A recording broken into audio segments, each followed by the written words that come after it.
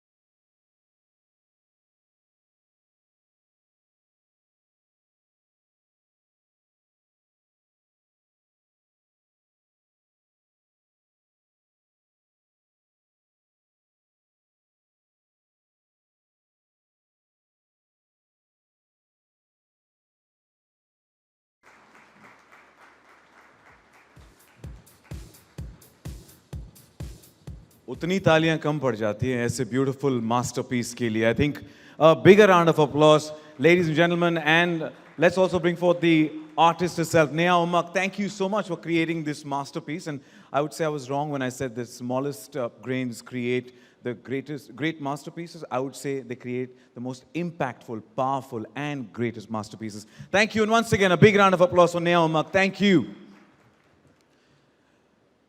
रेत से बुनी हुई कहानी इतनी खूबसूरत इस मंच पे हमने देखी है. To all the women, and so beautifully showcase all the different roles that women play, the versatility of a woman right here on screen through sand. Thank you once again, Neha Umak. And with that, let's begin with the formal proceedings, and it is my privilege to invite on stage Mr. Saurav Majumdar, Editor-in-Chief, Fortune India, to deliver the welcome address.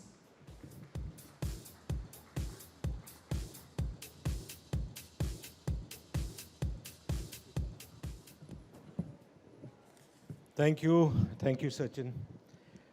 On behalf of Fortune India and the RP Sanjeev Goenka Group, a very warm welcome to all of you this evening. Fortunately, even the weather gods have smiled on us today and ensured that the rains subsided so we could celebrate the amazing achievements of these wonderful women you will meet tonight. The Fortune India Most Powerful Women is Fortune India's flagship property, one of the main flagship properties we have actually, something we are extremely proud of, since it allows us to honor those extraordinary women leaders who are making a big difference to the world we live in. Their achievements in turn inspire a million others across the country to dream and follow their own paths to success. You will agree that selecting 100 achievers in a country as large as ours is no mean task. Hence, we begin the process months earlier, speak to experts, past winners, and eminent business leaders to draw up a long list of probable names. Then begins the hard work where our editorial leadership team sits together, brainstorms and debates, and discusses over several sittings to arrive at the final 100, many of whom you will meet tonight. Last year onwards, we increased the list from the earlier 50 to 100 so that we are able to celebrate the journeys of many more achievers. Ladies and gentlemen, while we celebrate these extraordinary women, there's work to be done in terms of women empowerment and where we actually want to be. But the good news first, there is a gradual shift taking place in corporate boardrooms. Slowly but surely, companies appear to be waking up to the need for genuinely increasing the participation of women in boardrooms, particularly after the regulatory mandate requiring at least one woman director per board. The Securities and Exchange Board of India as well has also mandated the appointment of one woman independent director for the top 1,000 listed companies by market capitalization, and the disclosure of board diversity policies and the representation of women in leadership positions by listed companies in their annual reports. According to a Khaitan & Company, Aon, and Ladies Who Lead study, what we have is women's board representation has actually increased from just 6% in 2013 to 21% in 2025. And that's a big, big move up, which is commendable. But go one level below the boards and the picture changes quite dramatically. A National Institute of Securities Markets paper, a recent one, shows that women are only 14% of key managerial personnel, 10% of executive directors, and just 5% of managing directors and CEOs. For a country where nearly half of the population is female, this is not an ideal situation by any yardstick. Experts are hoping, however, that companies will aggressively start fixing the leaky pipeline of women leaders in organizations with proactive measures, including helping women to return to the workplace after a break and ensuring they too get top leadership roles. And it is here that women leaders, many of whom you will meet tonight, can play a major part in ensuring the women in the workplace get a fair shot at career growth and there is a general environment at the workplace which is equitable and inclusive. Over the course of this evening, we will have several of the top 100 speaking on how more and more women can be encouraged to grow in their careers and their chosen paths, and how the obstacles they encounter can be removed. We will have an exciting lineup of sessions, and I am quite sure you will have lots to take away from them. With these words, I thank you once again for being with us, and I really hope you enjoy the rest of the evening. Thank you so much.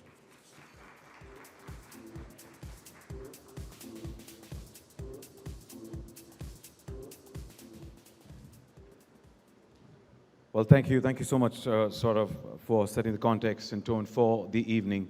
Thank you.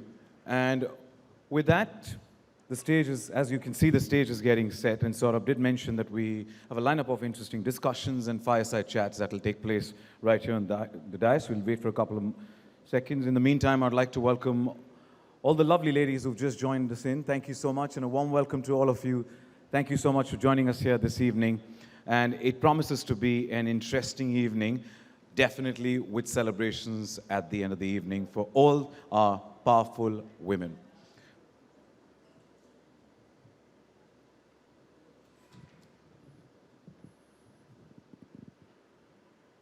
And Saurabh did mention the weather has been kind to us, that we're able to move. The Mumbai traffic's blessed as well, that we're able to commute and be here on time. And thank you also for being here on time.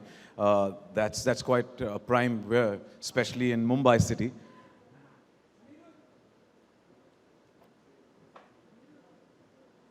Thank you, boys.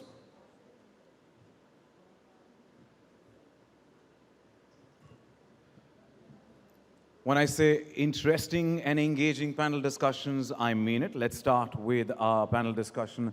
Our first panel for today discusses India is doing a commendable job in getting more and more women from rural areas, opening bank accounts and becoming financially independent. The contradiction, however, is women working in the corporate sector. They may be financially independent, but are they financially savvy? Not necessarily. Our first panel discussion tries to explore the financial inclusion playbook of women in corporate India. And for the same, I would like to welcome our panelists on stage. Please welcome Ms. Ritu Gangrade Arora, Country Head India Alliance Services, Ms. Manisha Girotra, CEO Moelis India, and Ms. Amisha Vora, Chairperson and MD PL Capital Group. Welcome to all the lovely ladies. Thank you so much for joining us here. And to moderate the session, may I request V. Keshav Dev, Executive Editor, Fortune India, to please join us on the dais.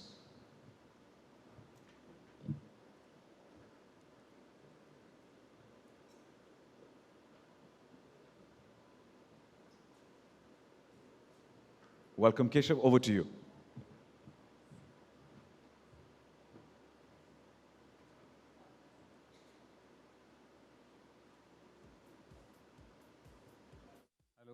Hello. Yeah. Good evening, ladies and gentlemen. It's a pleasure to kick off the first panel discussion this evening, and with three powerful ladies from the world of financial services, and what better a topic than financial inclusion. So let me just hit the road running. Financial inclusion as a concept has been prevalent for some time now, but it formally entered the banking lexicon in the year 2006 when the RBI mentioned it as part of their annual policy. And it's 2 decades now.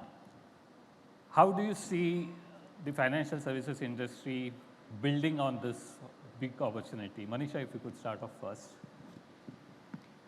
Thank you. Thanks for having me. Actually, this question should be answered by Arundhati, who's sitting there, rather than me. She really championed that cause. But I think we've come a long way, in the whole financial inclusion efforts, not just financial inclusion for women. I think we're the only country which lifted 250 million people above the poverty line in a decade, thanks to the JAM Trinity.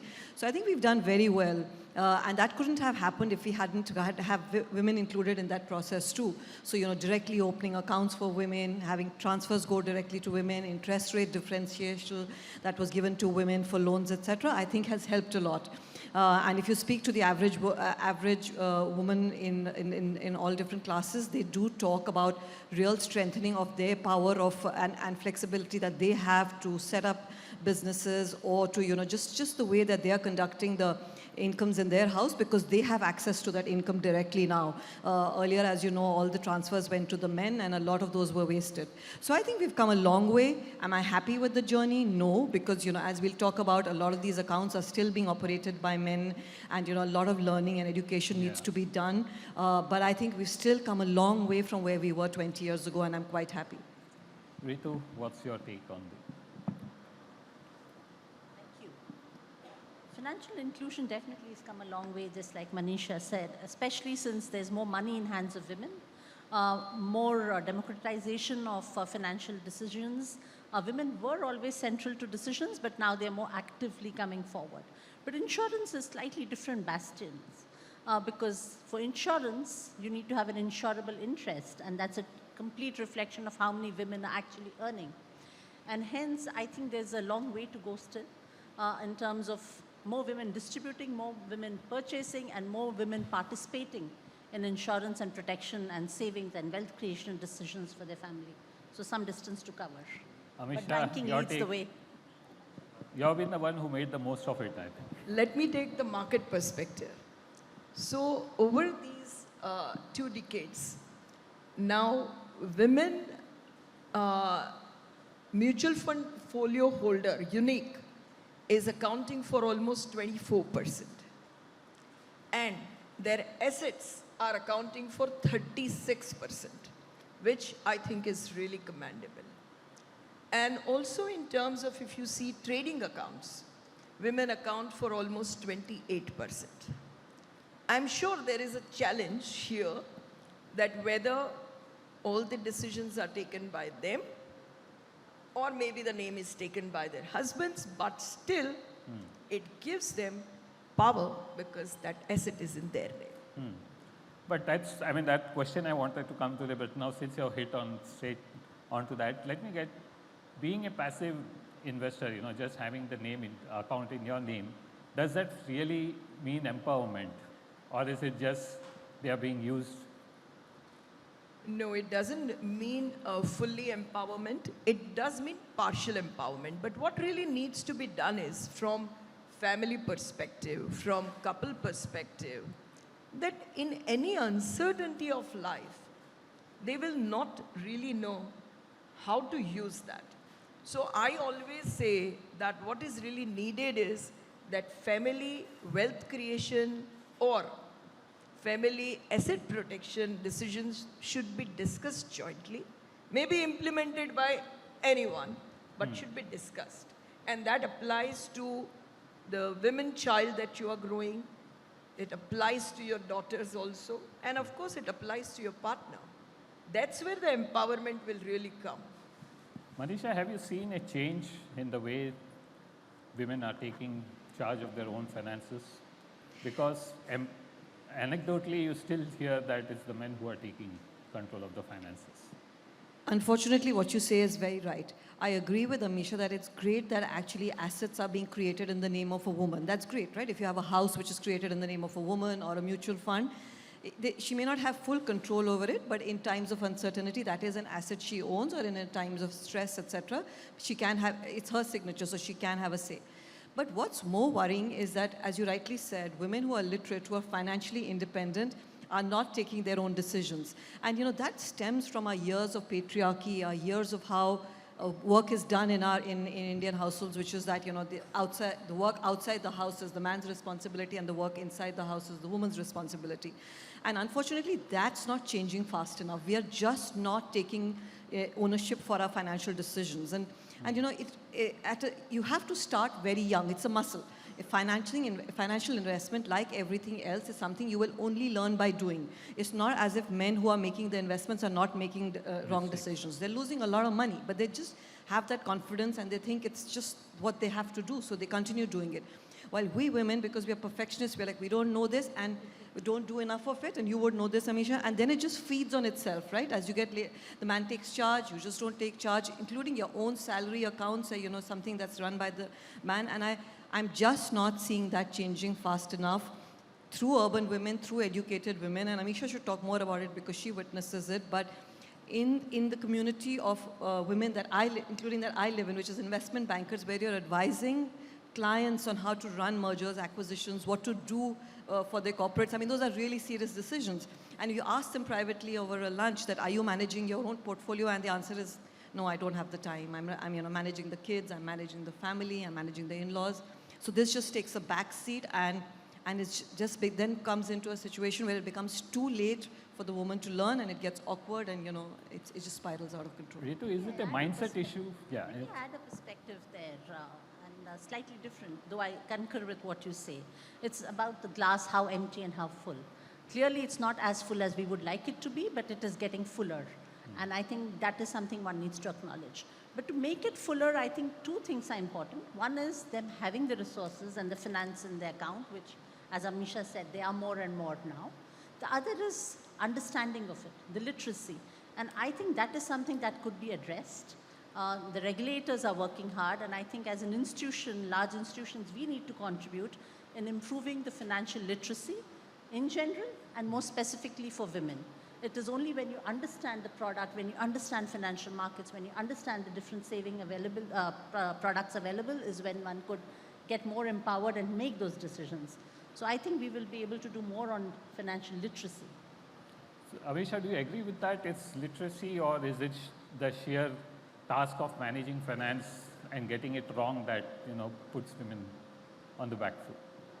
So yes. Considering that a lot of urban women who are working in offices, who know what finance is, why is that? I agree. To a great extent, it is a little bit of inertia. Women still don't compete. And when two women meet, we still don't talk. How big is your portfolio? What did you take? How much money you made? Do we ask these questions? We don't. Which sari are you wearing? Which designer are you wearing? That's where the mindset is reflecting at any age group.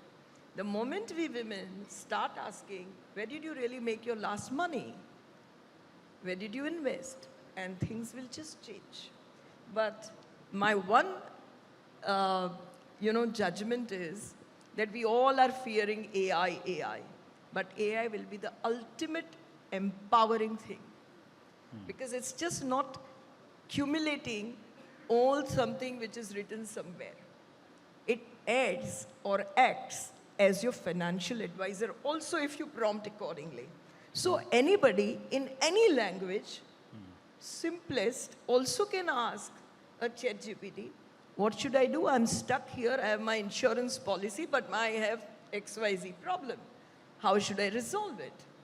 So they find a way. And the way now, maybe one more anecdote I'll give, in some of the educated women, they've forgotten the art of cooking.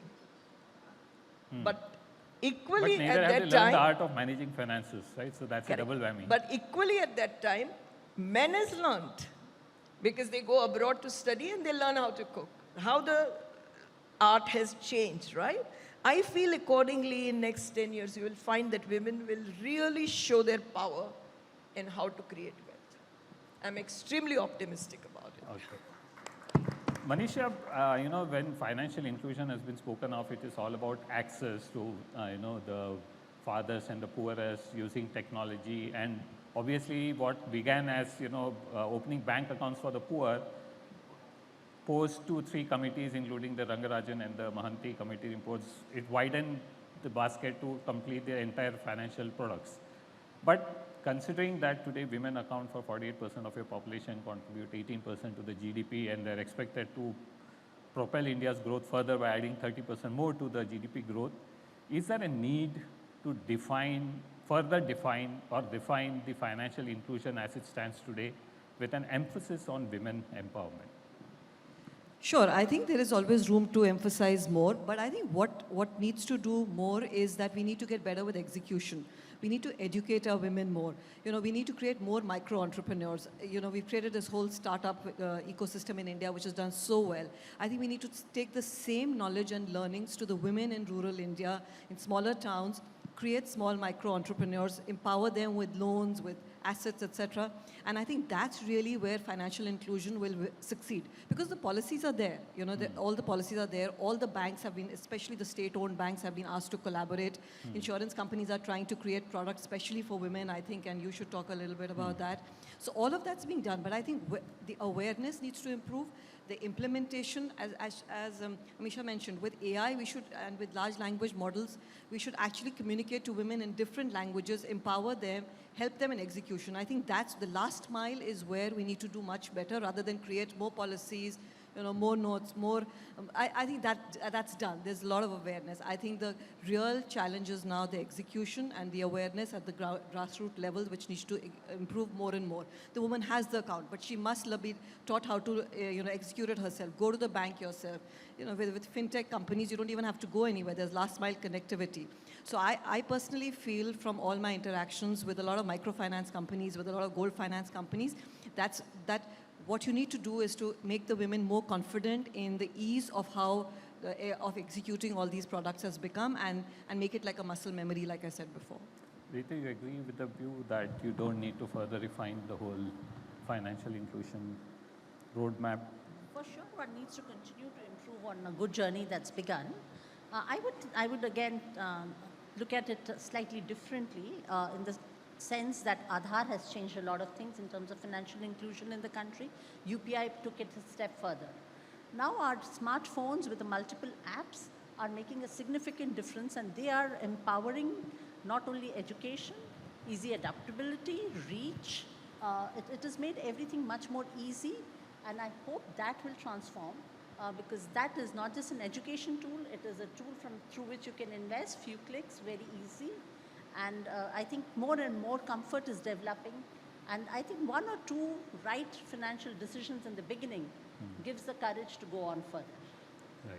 And Amisha, financial inclusion lays emphasis more on credit delivery rather than asset creation. And what's your take on where the emphasis should be on? Because considering that household debt as a percentage of GDP is rising, should the emphasis be more on asset creation, and that kind of feeds into your business that people continue to invest, open deep accounts? As we say that we will be the 5th largest and 3rd largest economy, and maybe we will be, I'm sure we will be a developed economy.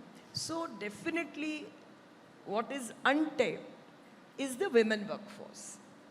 And that means that more and more women, of course they are educated now. No parent differentiates in education. Of course in work they still. But as that unfolds, women will have their own income. And that's why the more and more asset creation by women workforce is going to be the game changer.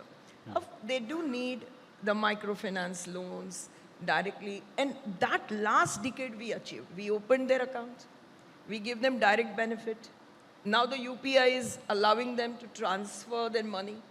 Maybe they learned deposits. They also maybe learned a bit of insurance because we were giving across India, but incentive in that.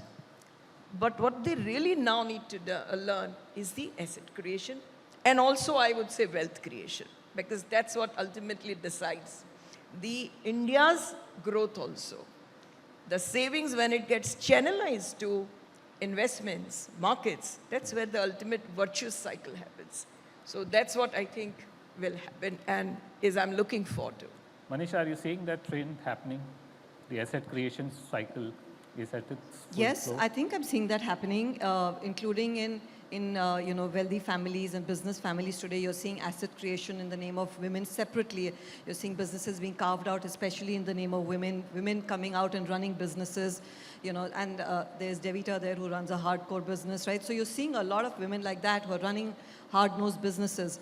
And that's great, because I think what the country needs is role models, whether it's in terms of just savings and, the kind of conversations about, we all looked at Rakesh Jhunjhunwala as the greatest He's an financial outlier.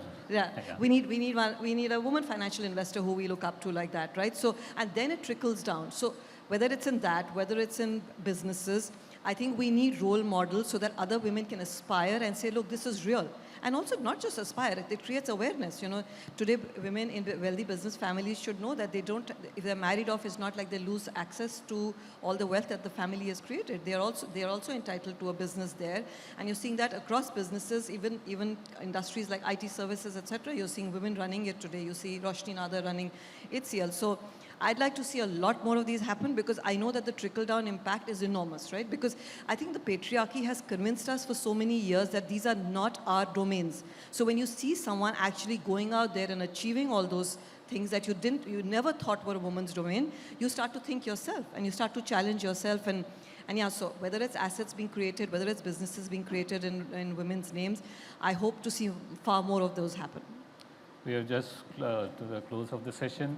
So one piece of advice that you would like to give to women who are entering the workforce or already in the workforce, one personal finance advice. Ritu, if you could start off with. Start early, make your own decisions. Like I said, 1 or 2 decisions, once you get right, the confidence builds. And so diversify your risk, which gives you again the confidence that couple can go wrong and still you will not be turtle up. So start early, invest in many different assets, try it all out before you know what's your forte. And should they play safe?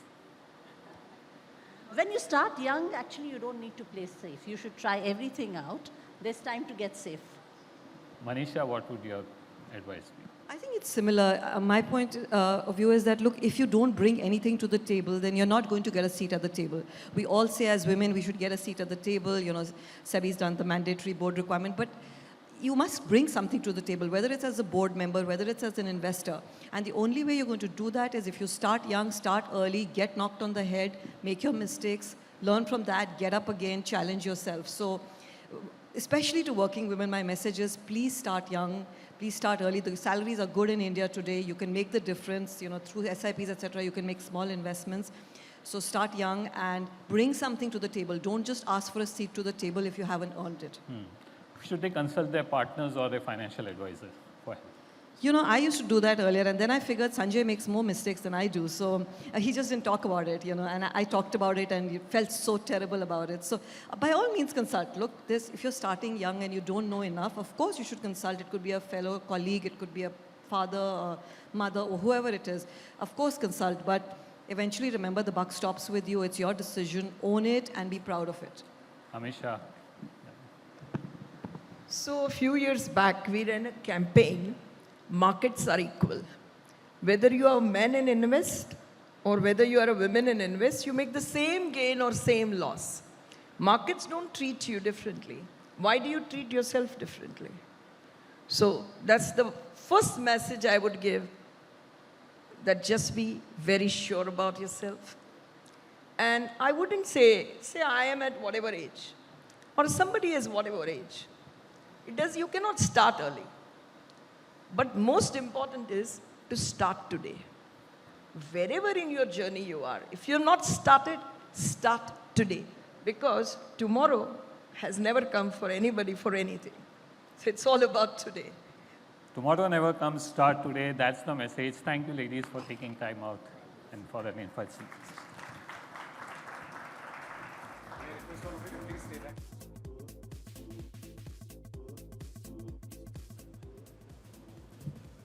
I request all of you to please stay back for a photo op.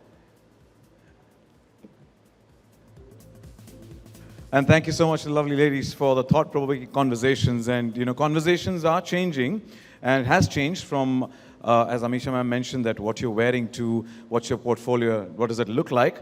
And Amisha ma'am, I do cook food. With that, and as the panelists said, we've come a long way. And credit goes to all the women, like all of you, who are at the helm of things and who own the table. Once again, a big round of applause for our panelists for their thought-provoking conversations. And Keshav, thank you so much for moderating it so well. With that, we move on to our next panel discussion, which is, in today's day and age, technology is omnipresent, is everywhere. A touch point that no company can ignore. With artificial intelligence now taking the center stage, the future of enterprises will be determined by how adaptable they are to this massive wave of change. And our next panel discussion is on women in tech, tech titans. Let's welcome our panelists on stage.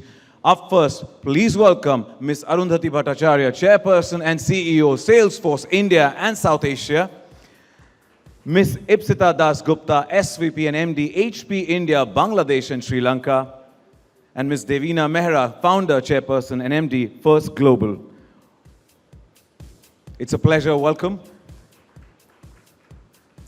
To navigate through the discussion, I would like to welcome Rukmini Rao, Consulting Editor, Fortune India, to please join us on stage. Welcome to the Powerful Women, and Rukmini, it's over to you.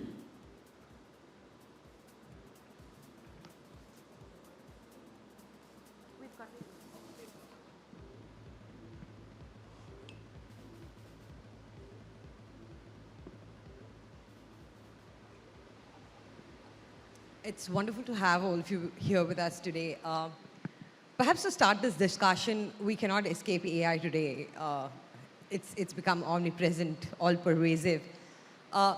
Given that it's changing the way organizations are working today, and the leadership and impact on leadership as well. So from each of you, perhaps what I want to understand, perhaps I will start with you, Arundhati. As a leader in the tech industry, what does it take to prepare the organization for such a tectonic shift and you know, the changes that is required within a leader to navigate this and take the institution through? First of all, thank you. That's actually a question that we face every single day because yes, it is a tectonic shift. And as one of the panelists just mentioned in the earlier panel, it's a fact that AI has become all pervasive. It's also a fact that this is the first time you have seen technology really getting democratized. And therefore, it's an opportunity that all of us must avail of. Now, how does leadership need to change? First and foremost, I think leadership itself needs to walk the talk. Meaning, how comfortable are we? How AI fluent are we? That is something that we need to really and truly sort of model for the rest of the organization to follow. The second thing I think that what leadership needs to do is to actually ensure that their employees are more curious than apprehensive. Apprehension is something that makes them stay away. You want them to lean in. And the best way of getting them to lean in is to make them curious. So you need to be able to reward those people who are leaning in, who are curious, who are wanting to do stuff with AI. And believe me, when they see this happening with various groups, the energy automatically transmits itself across the organization. So I think, you know, on where leadership is concerned, the main job of the leadership is to ensure that people understand that learning is a lifelong process, change is constant, and neither of these two should become a chore. Neither of these two should be something that is holding you back. If you can, you know, put in that kind of energy in your employees, then more or less you have the problem solved. Ipsita, also given the pace at which, you know, AI is evolving, the speed that is required maybe in the mindset for a leader to change. So how do you adjust and especially when large organizations, you know, they're big, you know, parts to move in the organization. How do you sort of, you know, navigate that? It's a great question. You know, I'm going to start with something that almost sounds contradictory to what we're talking about, which is, I think we've almost gone too far to say everything is about AI all the time.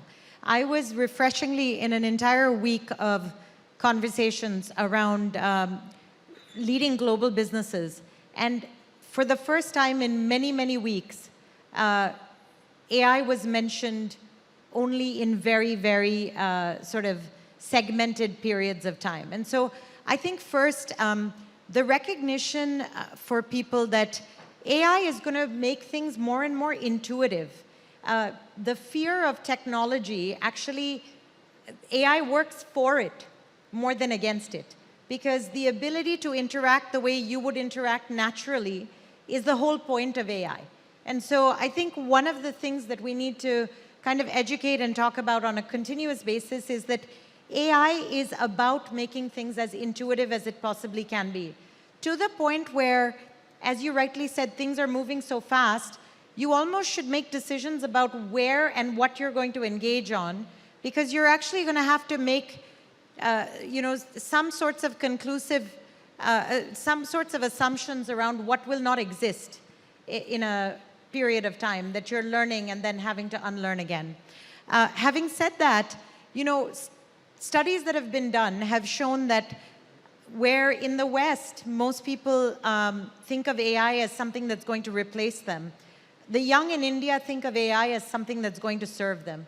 And I think we need to lean into that as well, because the optimism that has come with AI in the country, I'm starting to see it wane a little bit. And I think we need to sort of bring it back to what it can really be. For the person who's using AI in just in a sort of interactive way, whether it's a ChatGPT or a Gemini or Copilot, I often tell my teams, think about it as interacting with a really smart person. You still have to guide the person. You still have to do everything else that you need to do surrounding what that person is telling you. But how intelligently you're able to input or ask that person is going to drive what you get in return from them. Sure. Devina, in the fund management space, really interested to know how this has been a game changer, and especially in the investment theses or evolving your own assumptions. How has that changed the entire scenario? Well, actually, we started using artificial intelligence and machine learning before this whole LLM boom came. So AI in various forms has been around a long time. I mean, it was, if you remember, there was this DeepSeek computer of IBM that defeated the world chess champion at that time. So it goes back as far back as that. I think that was in the late 90s or early 2000s. And in fact, I started my PMS only once I had that system, what we call a human plus machine system, simply because, I mean, I had the PMS license for a good 20 years, you'd be surprised, before I launched, because I said, I cannot buy stocks based on my whims and fancies. There has to be some system which gives you some predictability, some forecastability, some consistency. But human beings are also required. And in our case, in the case of fund management, there are now the power to compute is huge, and that actually brings a risk, because you can literally test thousands of factors. And when that happens, you will always find spurious correlations. So something that looks as if it can predict how the stock or the market will move, but that's a spurious correlation. So, I mean, there are like multiple sort of checks you have to do as a human being. So the best part is if you can marry your expertise into a system. People tell me that, do machine learning systems work? I said, if I ask you, is a financial model made in Excel good or bad? You will say, that's an absurd question. That's only a tool. What are you putting into it? And it's the same with machine learning also. So these are all tools, but you have to use them very sensibly. Otherwise, you can really get, I mean, what technically is called overfitting, but basically you go into the spurious correlation bit. That's only one thing. And also, there are many places where the human being is required, because without the human being, you don't know about the pandemic, you don't know about the geopolitics. So there are many things which get left out if it is a purely a pure model in a totally technology-first kind of way. So you need both arms of that. Arundhati, if you're just talking about the entire SaaS story with relation to AI, a lot has been written about the death of SaaS, the same way people talk about the Indian IT services, all doomsday scenario. In your own sense, especially when it comes to a company like Salesforce, the kind of transformation that it takes to move to the next chapter of the way software does work. Some understanding and insights into what went into that entire change of probably navigating this and making a product relevant in the AI age. Yeah. So basically what you're trying to do, like Ipsita was saying, it's not as though everything has changed. There is a lot still which is the way it was earlier. What are we trying to do over here? Basically what we are trying to do is to infuse things with AI in order to improve the capability of that particular initiative or that particular solution. Okay, now in order to do this, first and foremost, you yourself need to be convinced that this is the right way to go.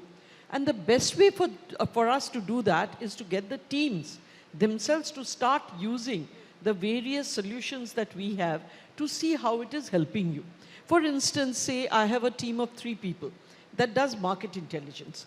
Now, market intelligence obviously means a lot of research, a lot of thinking. You have to also analyze. You have to put your own skills into it. Earlier, normally, if you'd ask them to produce a report, it would take them 3 to 4 hours. Today, because you have AI that does all of the research and brings everything together for you, you only have to add on your experience to it. The matter can be done in 30 minutes. So whereas earlier, only very large accounts could be handled by these people, today, they're not only covering all accounts in India, but because now our remit has also extended to ASEAN, it's covering all of my ASEAN accounts as well. So basically, again, what are we trying to say? We are trying to say that AI will give you added capability. It is not something that's going to, replace you. It's not something that's substituting you, but it's going to enable you to do things that you never could get done properly because it's adding to that capability of yours. So in a company like ours, once you are able to showcase to the employees that this is what AI brings and this is why you need to take it out to your customers and showcase it to them as to how it can make their lives easier, their lives richer. After that, actually, the transformation is not too difficult. Because then, as I said, get them curious. Once they become curious, they do their enablements, they do their learning, they actually start in experimenting. All of that evolution, as we say, the upskilling, as we say, it happens once you get them off the anxious track and onto the curious track. But do you see an intensified competition, perhaps, in the SaaS space because of this? See, competition has definitely intensified because there are so many newer companies that are coming in. Not only that, if you look at OpenAI, if you look at Anthropic, all of them now are also getting into the space of actually implementing, okay, which they were not earlier. Earlier, they were only creating the tools. Now they believe they can also go and implement. So it is a fact that competition has intensified. Does that mean that SaaS companies don't have a place? No, it does not. Because AI is still a tool. It still needs to be work in a context. It needs to actually get the intelligence out of the workflows. It still needs to have a UI UX. So if you look at the whole stack, it is still required. On its own, an LLM can never do anything which is contextual, especially in the case of an enterprise.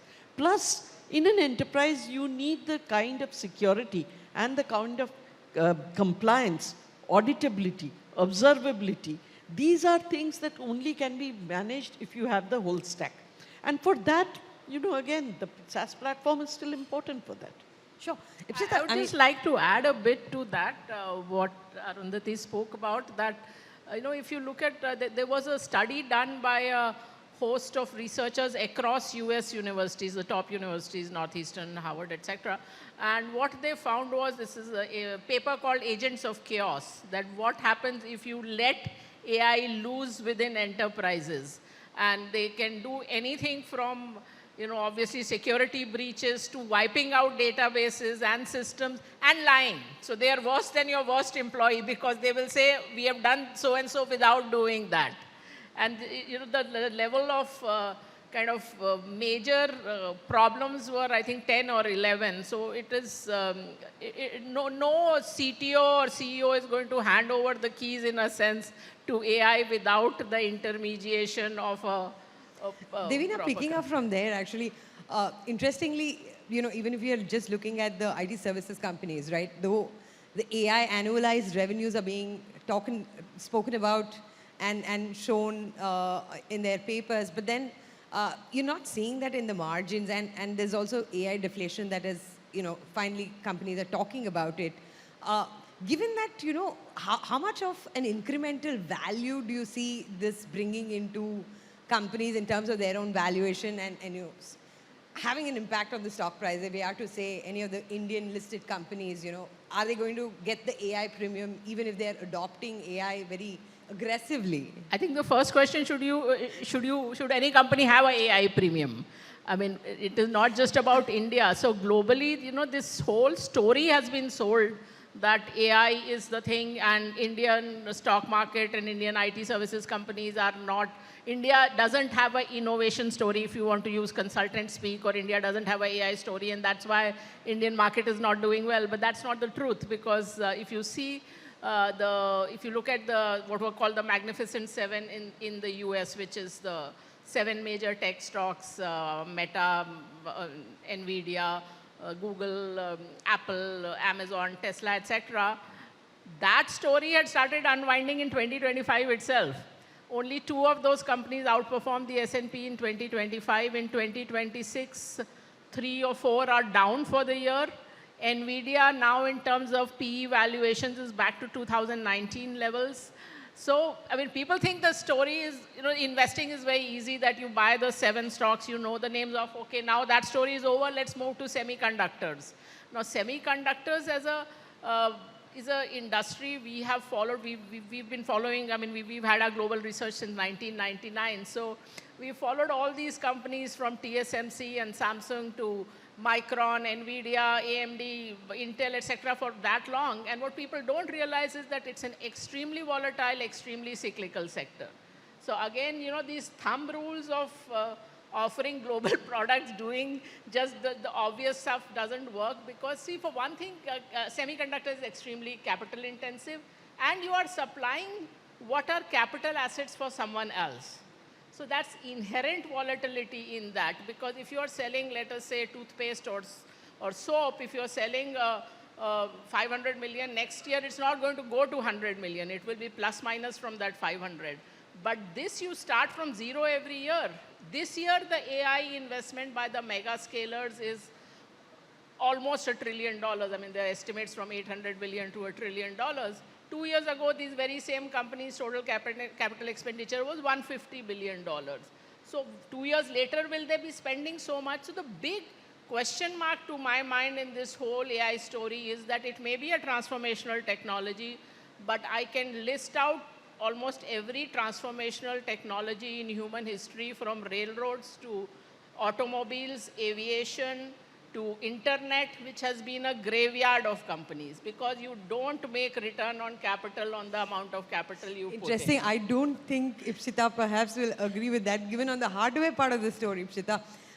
The push of AI integration into the hardware layer, I mean, in terms of acceptance, want to understand from you, how's the market sort of perceiving, let's say, an AI-enabled, AI laptops, and the future of, AI integration into the hardware? Where do you see the story going?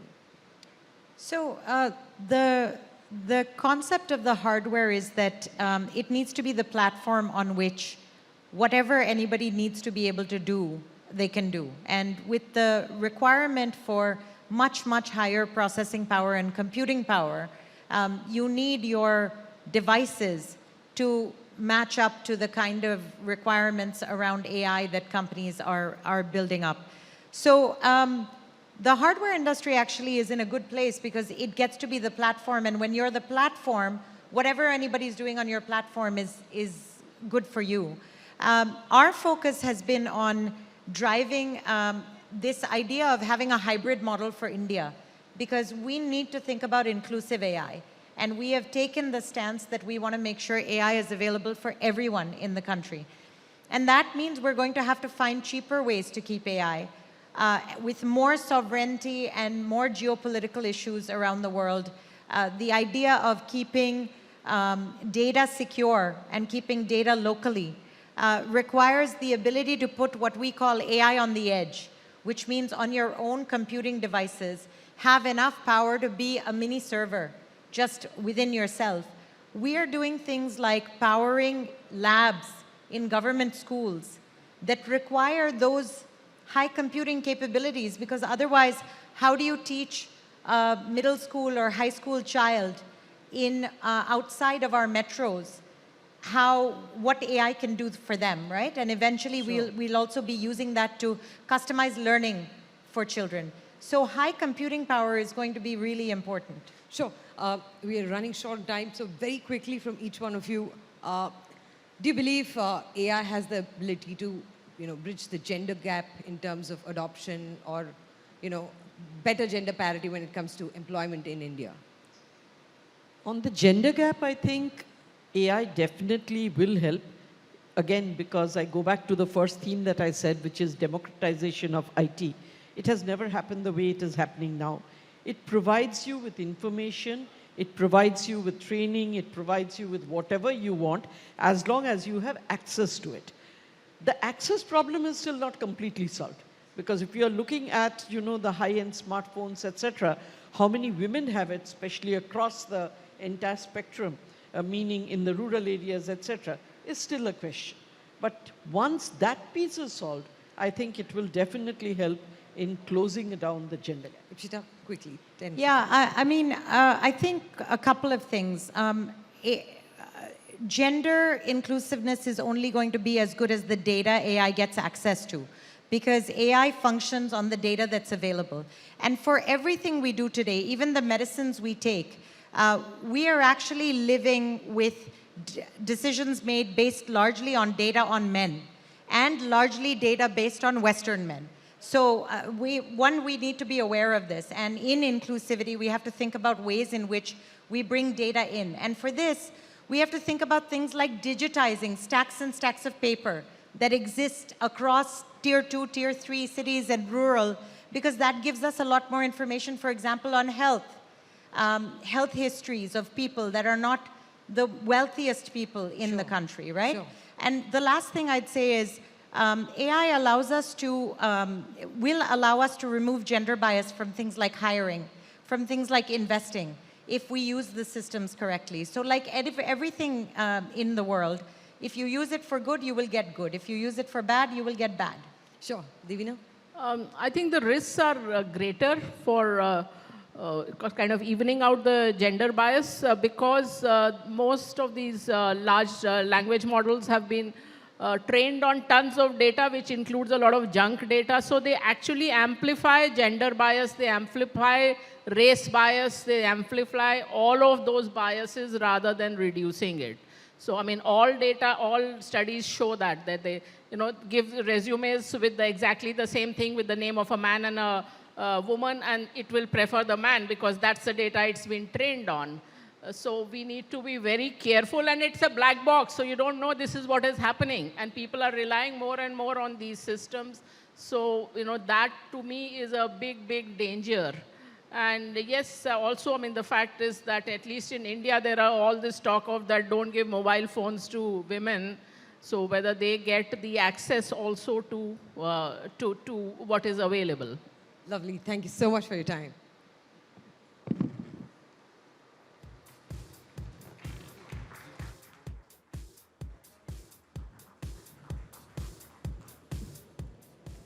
I think I give a bigger round of applause for that conversations. I think, thank you for changing or rather shaking up the AI perspective. Thank you. Thank you to all the women. Thank you, Rukmini, for moderating it so well.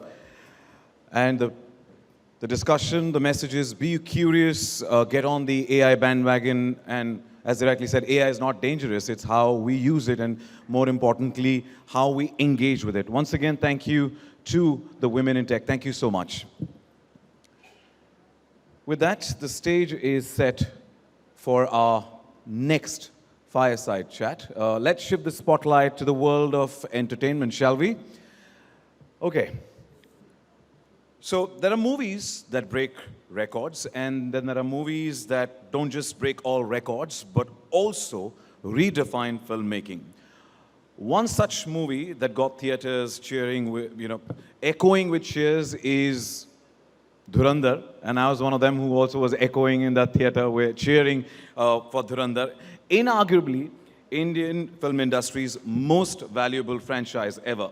Let's welcome the lady behind Dhurandhar, who's not only going to talk about making of the film, but also how she plans to take Indian content to the globe. Gives me immense pleasure to welcome on stage Ms. Jyoti Deshpande, President Geo Studios, Media and Content Business, Reliance Industries. And I also like to request Mr. Saurav Majumdar, Editor-in-Chief of Fortune India, to please join us on stage to moderate the session.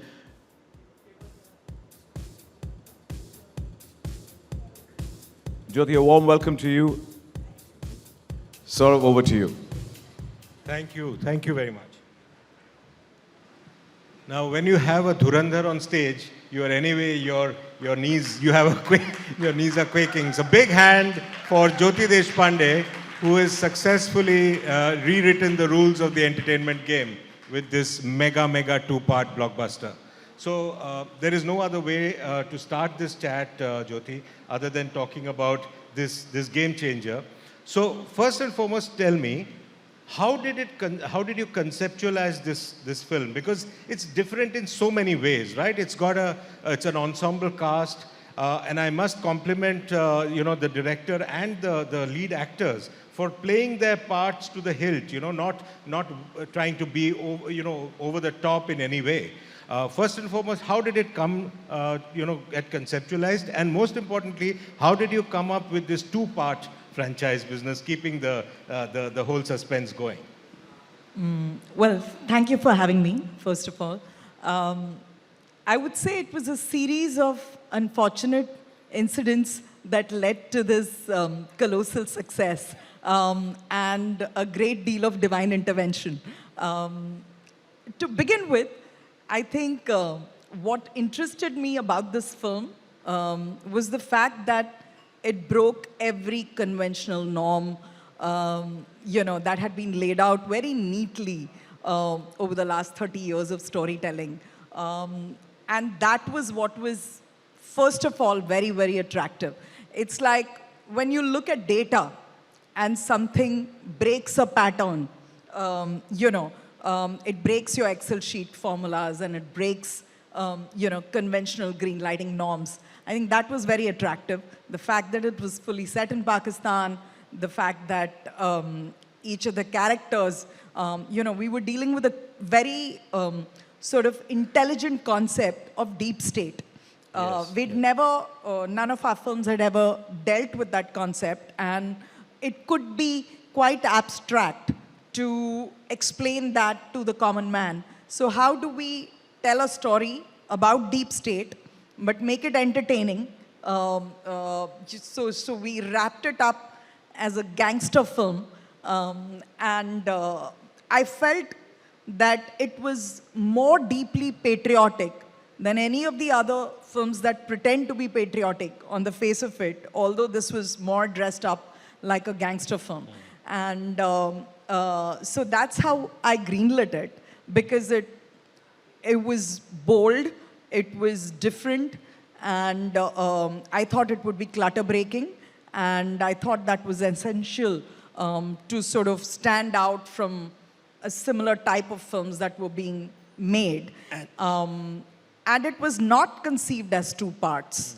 It was one part, and after we had shot about one schedule of the film, about 40 days, Liari, Liari was, we made Liari in Thailand. There was this set of buildings, an area, whole area that was being razed to the ground. So it was down to its last 60 days available, after which that entire area was going to be bulldozed. So we said, instead of shooting in a set, we'll hire this entire area in Thailand and we'll construct Liari. So we get our drone shots, we'll get those narrow lanes, and we'll be able to bring authenticity by recreating Liari in Thailand.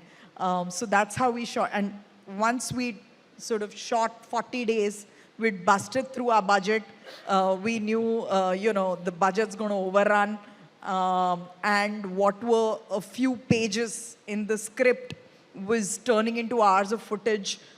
So somewhere along the line, I had to go with my conviction that I'm going to go ahead and fund it. And I had a handshake with the director that we were going to work on the edit, and look at two parts because we can't make a 5-hour-long movie anyway. We knew that it had. But that's a bold bet, right? It was a bold bet because I could have doubled the budget and yet ended up with one film and a lot of wastage. So the fact that, we had a unique soundscape. I remember in the beginning, kitne gaane honge? Every producer asked this question. And then Aditya was saying, ये genre में ज़्यादा गाने नहीं होते. Background music होगा, 2-3 when he's going from one place to the other. There'll be some background music. It's not likely to be a very big musical. But then looking at the length of the film, the kind of soundscape, we said, okay, there's got a lot of violence and gore. How do you make it palatable? It's already going to be an adult rating. Now you don't want it to be a male testosterone film. You want women in, you want everyone to enjoy the film because it should be universally appealing. So then Rambaho in slow-mo, while he's shooting down people. So we designed the film so differently. The soundtrack was itself another level altogether of clutter breaking, right? Yes. So, when there's a 12-minute action sequence, you don't feel the length because it's designed to immerse you as well as slightly distract you, So it takes away, if you can't digest violence, you can focus on the soundscape. So from Akshay Khanna's legendary dance moves to Tu Bachcha Hai Mera, it's become part of your vocabulary actually and Indian consciousness in a way. Does it put enormous pressure on you to now, to sort of, when you have a Dhurandhar as your last movie, how do you then move ahead? What's it like now?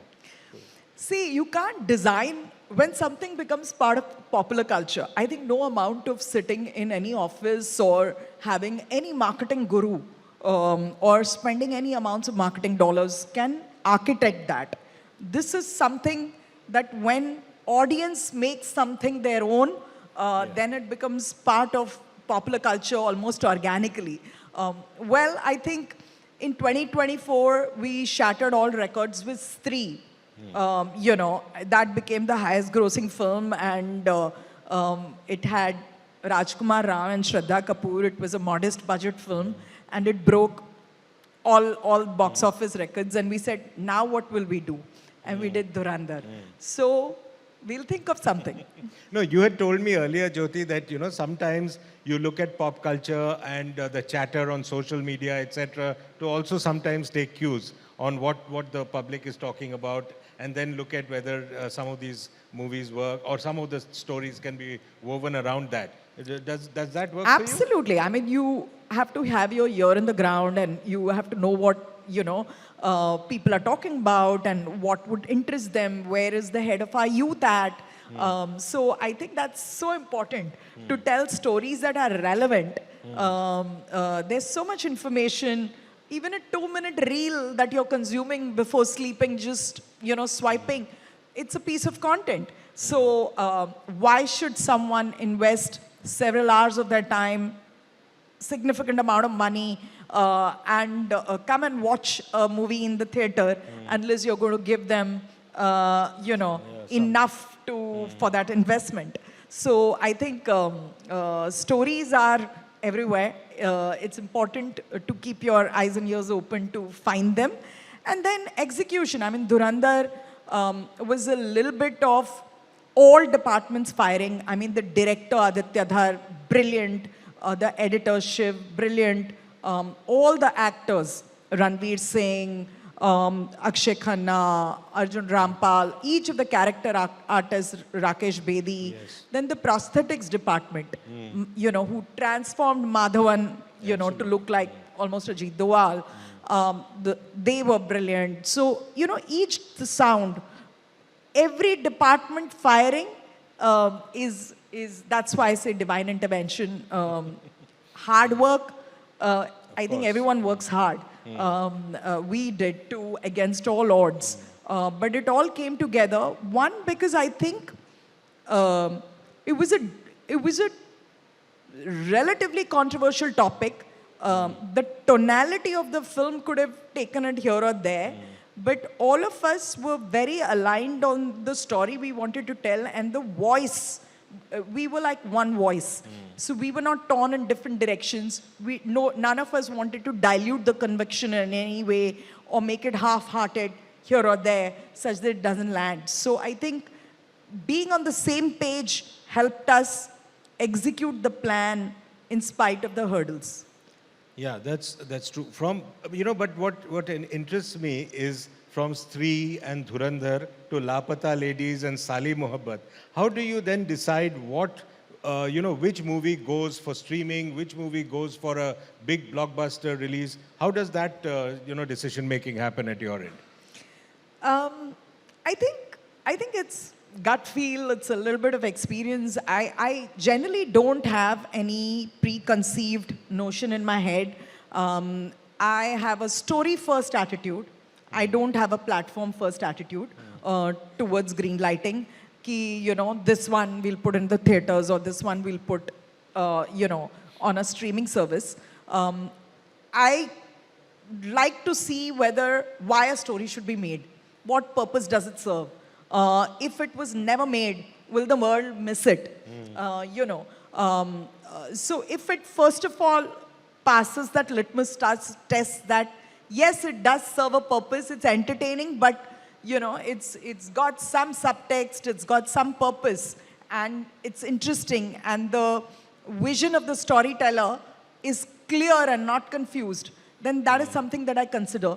And then sometimes once you greenlight a story and you actually produce it, fund it, and make it, when you look at the first copy, you say, yeah, okay, this is better than what I expected. This is like what I expected.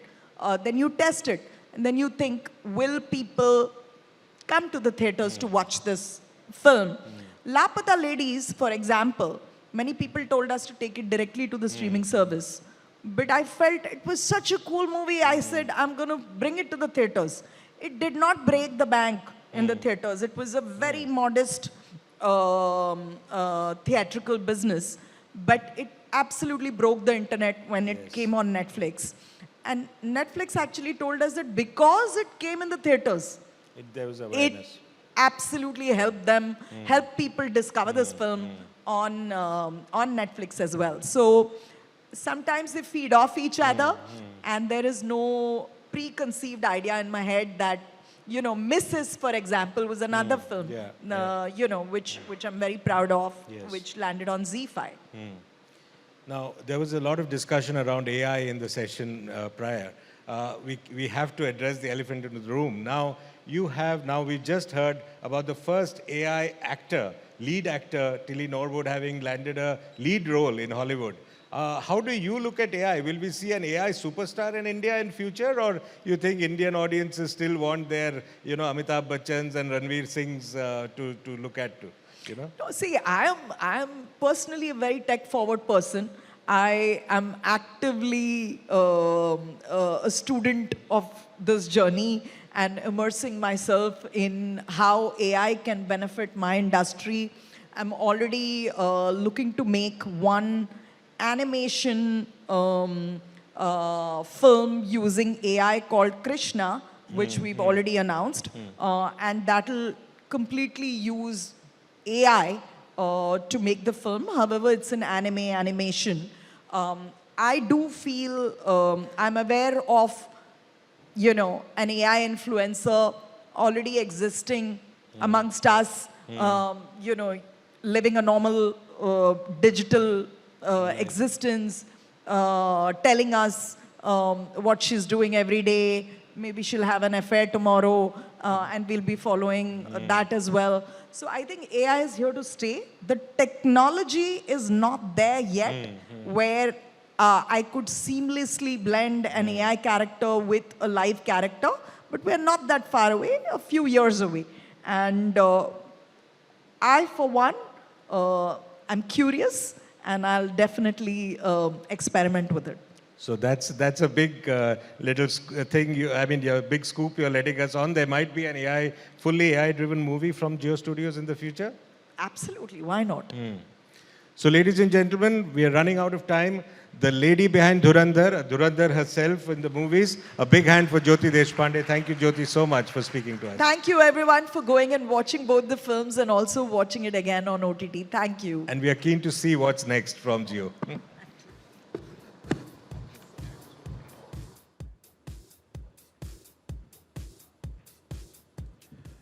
This Dhurandhar conversation deserves a bigger round of applause. Thank you so much. Thank you, Jyoti, and thank you for moderating it so well. And, this could sound perfect when Jyoti would say to the content creators across the world, saying, "Agar tum logon ke patake khatam ho gaye ho, to meri bari hai." That's a dialogue by Ranveer Singh in Dhurandhar, and that's so apt for her as well, that she definitely displays fireworks time and again. Thank you for creating content that caters to the world and puts Indian content on a global pedestal. Thank you once again. And now from entertainment, it's time for us to jump to the next gen as the stage is getting set. As businesses navigate rapid technological change, evolving consumer expectations, and a shifting economic landscape, the next generation of leaders is redefining what leadership looks like. They're building on strong foundations while bringing fresh perspectives, embracing innovation, and making decisions that will shape the future of Indian enterprise. Now, this particular session up next, the discussion, brings together 3 leaders who are leading from the front. Ladies and gentlemen, I would like to call on stage, please welcome Ms. Pavitra Shankar, Managing Director, Brigade Group, Ms. Mansi Virani, Director, Balaji Wafers, Ms. Devata Saraf, Founder, Chairperson, and CEO, The View Group. And to moderate this discussion, I would like to welcome Ms. Urvashi Mishra, Senior Business Correspondent, Fortune India.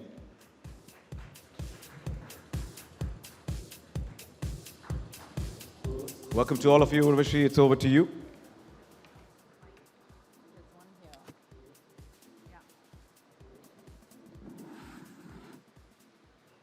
Good evening, everyone, and I hope you're having a great evening so far. To begin with, today's leaders, just like the stellar panelists that we have here, you are all making very tough decisions in a world that's being constantly disrupted.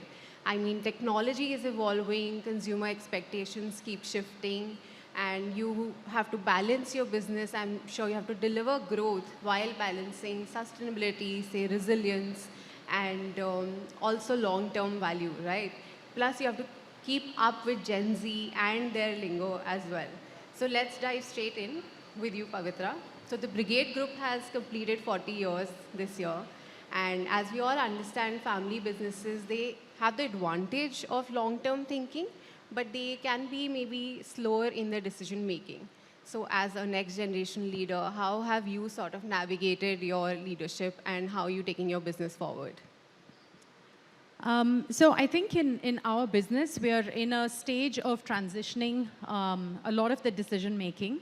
So in family-run businesses, a lot of the major long-term bets are made by the promoter group, and I think that is one thing that still should stay. So long-term bets, legacy influencing decisions, that should be done by the family.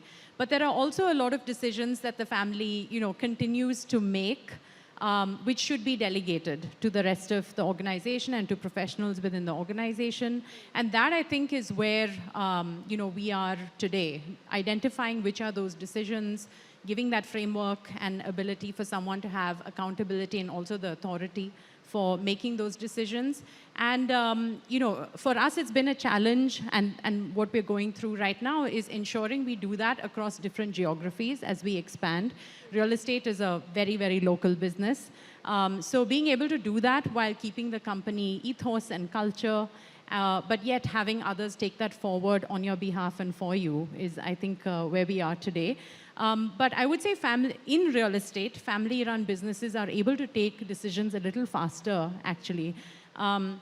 It's more about codifying that and helping professionals take them in the same manner that we would, so that we can scale up as well.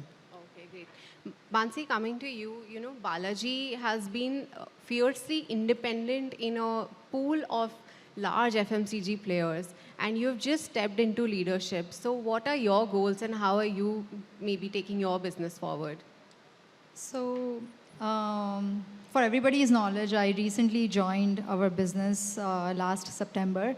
So, as a new leader, I think I'm learning a lot from Gen Zs, where I and even other people from our generation had to adapt to their leadership style, because there has been certain way that previous generation has been working, because that's how it has always been done. But people now are not afraid to challenge the assumptions or the stereotypes, right? So I think changing mindset with the generation is very important. And one of the important things that I am trying to implement is expectations versus agreements. I think expectations kind of have a little negative emotion. It can raise negative emotions in people. It also sets a hierarchy that you are expecting something out of someone, and they sometimes can take pressure on themselves and they may not always deliver. Whereas agreements allows both the parties to be on the same page, and it sets a very positive note when it comes to delivering results. So that is one of the leadership styles I'm adopting, and yeah, it's going good. So do you have any specific goals for your first year of leadership? Yeah, definitely. So when it comes to the goals, I do have certain points, certain goals when it comes to my background, where FMCG companies previously did not have a lot of reliability when it comes to technology or AI, because we did not give a lot of importance to the data that these companies generate. But with the advancement of technologies, with the importance of data, the pool of data that the companies are generating, I think you can generate a lot of insights from this. You can make intelligent decisions using this information, and especially with the onset of the AI world, I do want to incorporate these advancements in Balaji wafers as well, and try to automate things that are currently being done manually, because it also makes the lives of the people easy. So that is one of our primary goals. Got it. Coming to you, Devita, I mean, your journey is quite different. Your father built Zenith Computers, but you still chose to find your own way, and in a very fiercely competitive market, I must say. So looking back, what would you say, what was the toughest challenge you had when you had to sort of carve out your own identity? First of all, thank you for having me on this panel. I'm personally a little surprised to be called on a next-gen panel, because I started my company, View Televisions, 20 years ago this July. And I've been on the Fortune list for the past 10 years. But then the Fortune team said, as long as you look next-gen, you're going to be on this panel. So whatever compliment they gave, I'm going to take it.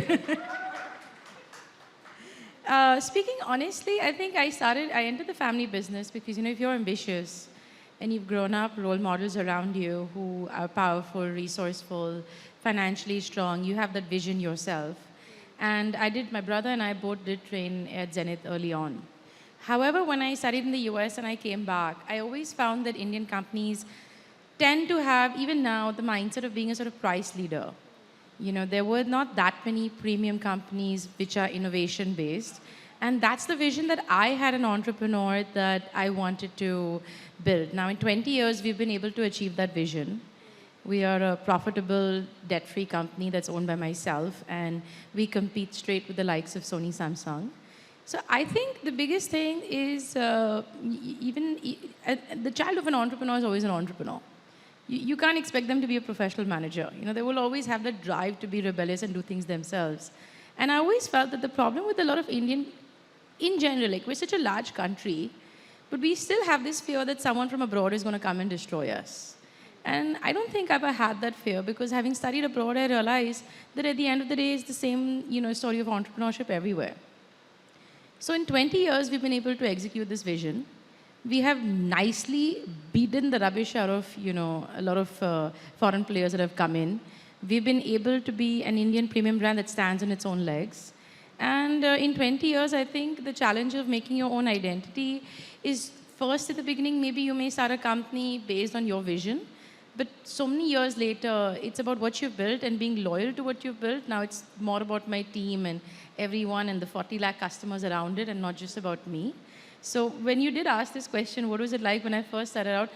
I don't think I remember anymore. I think I'm proud of the business plan I wrote at that age, but I don't remember what it was like, because, I'm always just thinking of the future. Nice. So yeah, I think personally, as they were also mentioning, it's a very heavy crown when you come from a family business, and there is this expectation. But if you have a vision, if you have a drive, if you have the ambition, if you kind of know what you're doing, whether you do it within a family business, whether you do it as an entrepreneur outside, that doesn't matter. You kind of just have to be driven by what you see your company to be. Absolutely right. So this question goes out to all of you, because I'm sure every generation believes that they are going into a more complex world than the last one. But we've had military conflict, AI disruptions, and weather complexities, global conflict in the last 1 year. So what uncertainty really worries you most as a business leader, and how are you navigating that shift and these disruptions? I actually think that you can get very swayed by uncertainty, and very quickly that can, cause to fear, or maybe pushing you into a place where you're not, ready to take the kind of decisions that you need to make.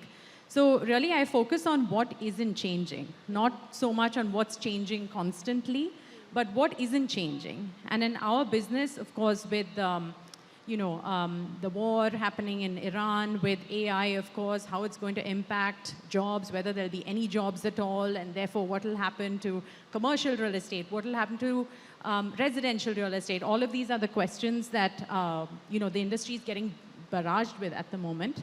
It's really about what's not going to change. People are still going to need physical space to live somewhere or do some amount of work, or if not work, then we need to build data centers. So, there are all these kinds of opportunities that are going to come up if you keep looking at what's not going to change. So uncertainty today causes you to maybe make some hasty decisions. I think that's what you need to stay away from, and really look at what your business can focus on to create that niche and competitive advantage that no one can really take away from you. So focusing on really what makes sense for your customer down the road as those needs are evolving is what you need to take care of. That's a great perspective. And Mansi, what do you want to add? Yeah, so we come from very humble beginnings, and we have faced a lot of uncertainties even in our previous generations. Balaji Wafers actually started because of uncertainty, because we are from a family of farmers, and there was a drought in our ancestral village, because of which my father and my uncles, they had to leave everything and move to the city, which brought the business into existence. So given this, we take uncertainties as opportunities more than challenges and threats. And they come in different ways. Earlier, they were mostly in the form of, weather anomalies, money, investments, and now, as you mentioned, they are in the form of war or, global crisis. But we have learned from our experience, and we have a plan B, we have a fail-safe mechanism where we have multiple sources to rely on. For example, when it comes to gas, oil, or other raw materials. And our center is customer satisfaction.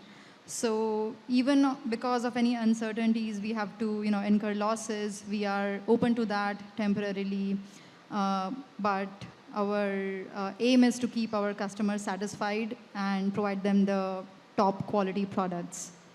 Got it. Yes, Devita. I agree with Pavitra in what she said, about, you have to see what you have. Because honestly, the way 2026 has been, you cannot predict anything. You only have to build your own resilience. So whether it's your team, your financial stability, your sort of, vendor relations, distribution, whatever it may be, that you may think is the moat of your business. This is one of those black swan environments where something on a macroeconomic level can come and affect you that you would never have imagined. So definitely, I think this generation and this world, with all this uncertainty, will have to make it a new normal and navigate and see what are the business opportunities in it. So for example, people have been talking about AI as this sort of elephant in the room, that it's all going to come and destroy us, etc. See, I'm a tech entrepreneur. For me, AI is an opportunity. And I think those who will really ride the AI wave, there'll be so many new jobs, new industries, new economies that will open up, that I think especially for Indians, this is a very good time to look at how AI can take us and make us, global first in different industries. Because we generally are a very intelligent country. And with the right resources, as some of the previous panelists mentioned, I think that we should look at the VUCA world, the uncertain world, as an opportunity, because we as Indians are already resilient. We as Indians, as she said, are already, able to make the best of a bad situation. So I think while a lot of the world is very stuck in their ways of working and cannot handle these kind of changes, for all of us here, entrepreneurs, founders, businesswomen, I think the uncertain world requires some Indian ingenuity. Got it. So since we're just short on time, let's do quick rapid fire responses from all of you. You're all now leading a workforce that's increasingly Gen Z and then soon to be Gen Alpha. So what's one learning that you want to sort of imbibe from that generation into your own leadership style? Maybe one word each. I can start with you. Well, maybe not one word, but I love that Gen Z just asks for what they want, as opposed to being told you should be grateful that you have this. And I think that's great, and everyone should know how to ask for what they want and advocate for themselves. So maybe the word is advocacy. Right, great. Mansi.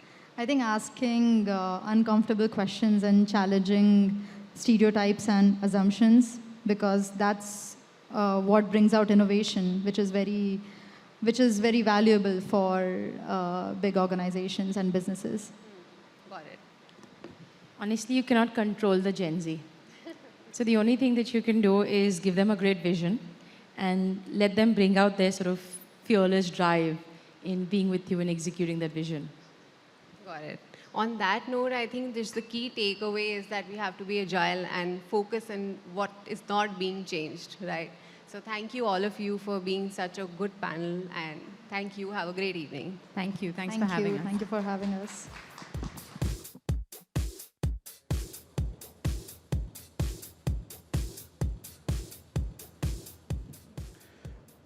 Advocacy, breaking stereotype, given vision.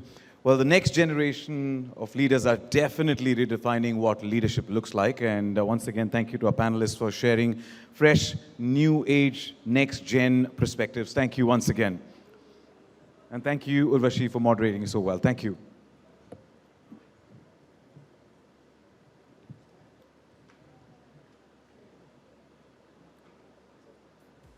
The stage is getting set for our next fireside chat that delves into running companies with purpose.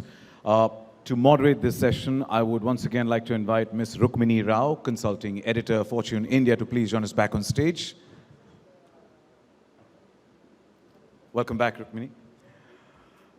And in operation for nearly 3.5 decades with dairy, food, and farmers at the center of its business model, the impact of a company transcends its shareholders. Today, Heritage Foods is charting a sustainable path in India's nutrition story, combining farmer welfare, consumer nutrition, and public health goals. To talk more on the future of India's dairy industry, let's welcome Ms. Brahmani Nara, Executive Director, Heritage Foods Limited. Welcome to both of you. Rukmini, the stage is all yours. Brahmani, lovely to have you with us this evening. I perhaps want to start this conversation with the kind of company that you run where you touch the lives of, say, 3 lakh dairy farmers.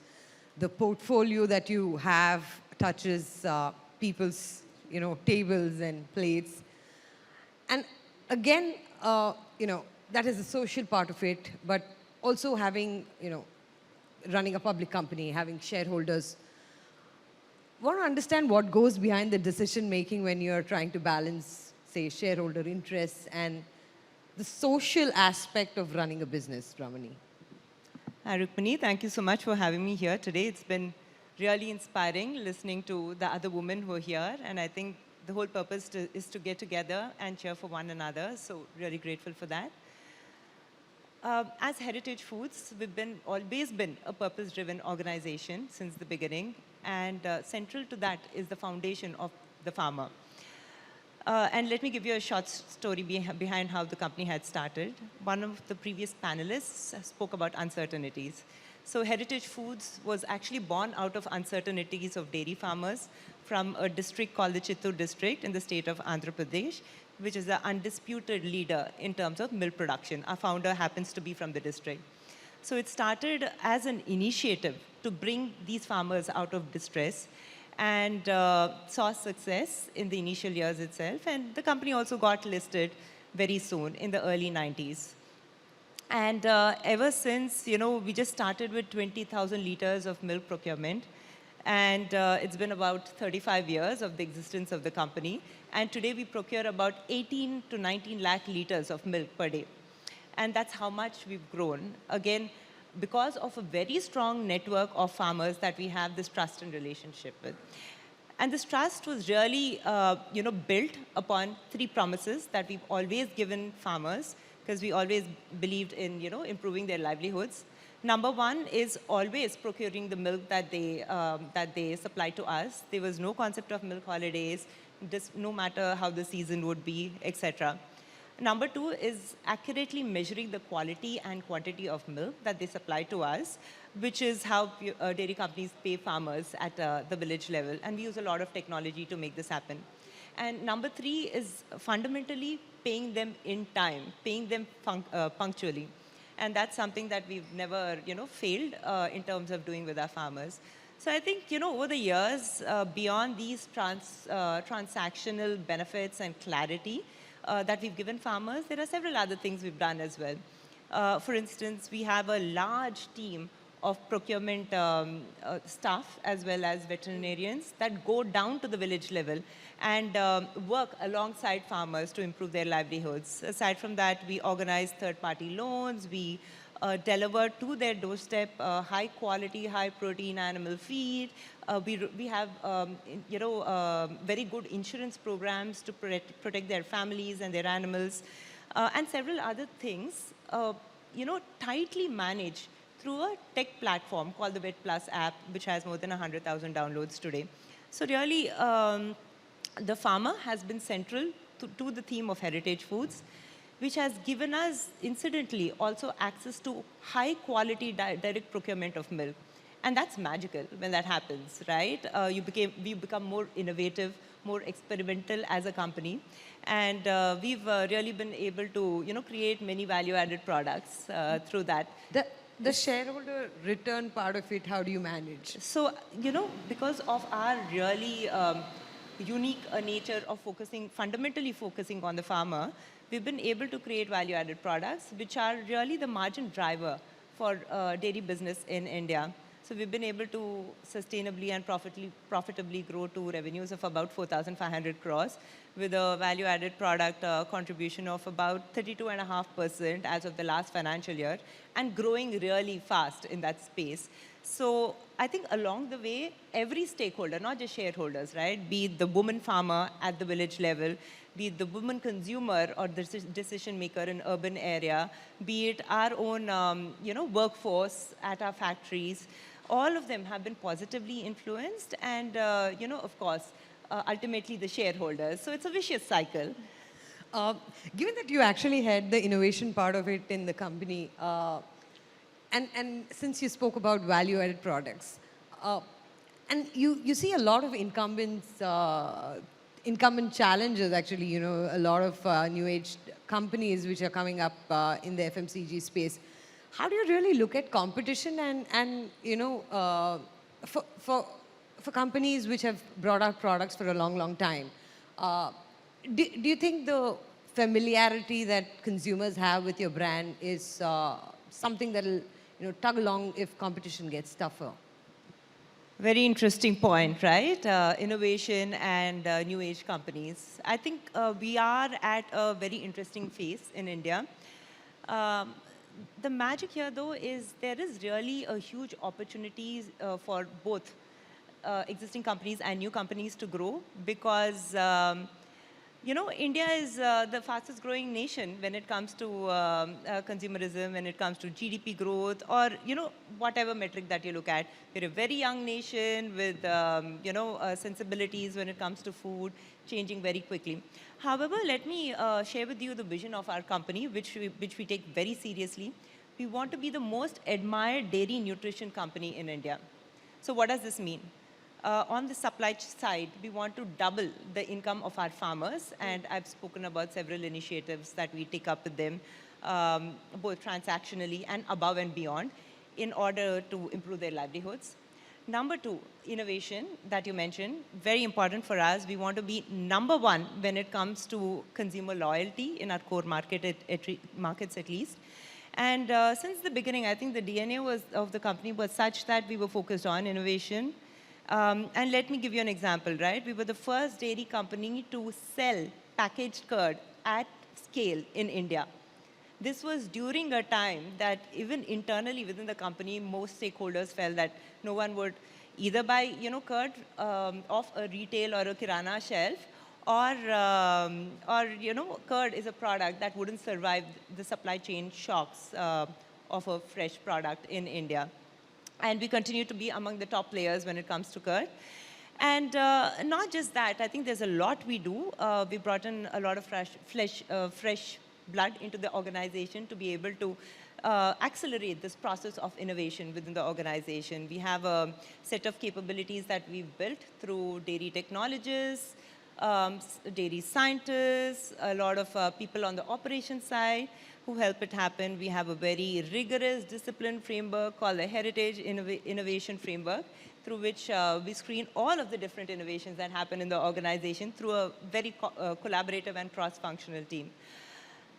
I spoke about doubling farmers' incomes. I spoke about being relevant and innovative and being number one. I think what's also important for us is we have this target of being the most healthy portfolio in terms of dairy products available. And again, we've always been that. We were the first dairy company to fortify all of our milk with vitamin A and D, even before it was mandated in India. And now, we've been very focused on clean labeling. We use natural or nature identical ingredients in our products, and we collaborate a lot with our vendors, ingredient suppliers, to make this happen in India. Most recently, what was exciting was that we launched a whole new range of products under the sub-brand of Nourish Plus, which is basically a high-protein set of products, currently in milk as well as paneer, and there are newer products that we're going to be launching. What is your, favorite pick from your own portfolio, Ramani? I'm a big dahi person. No matter where I travel, I need to have my dahi. Yogurt's not good enough, so that's one. But really, I think,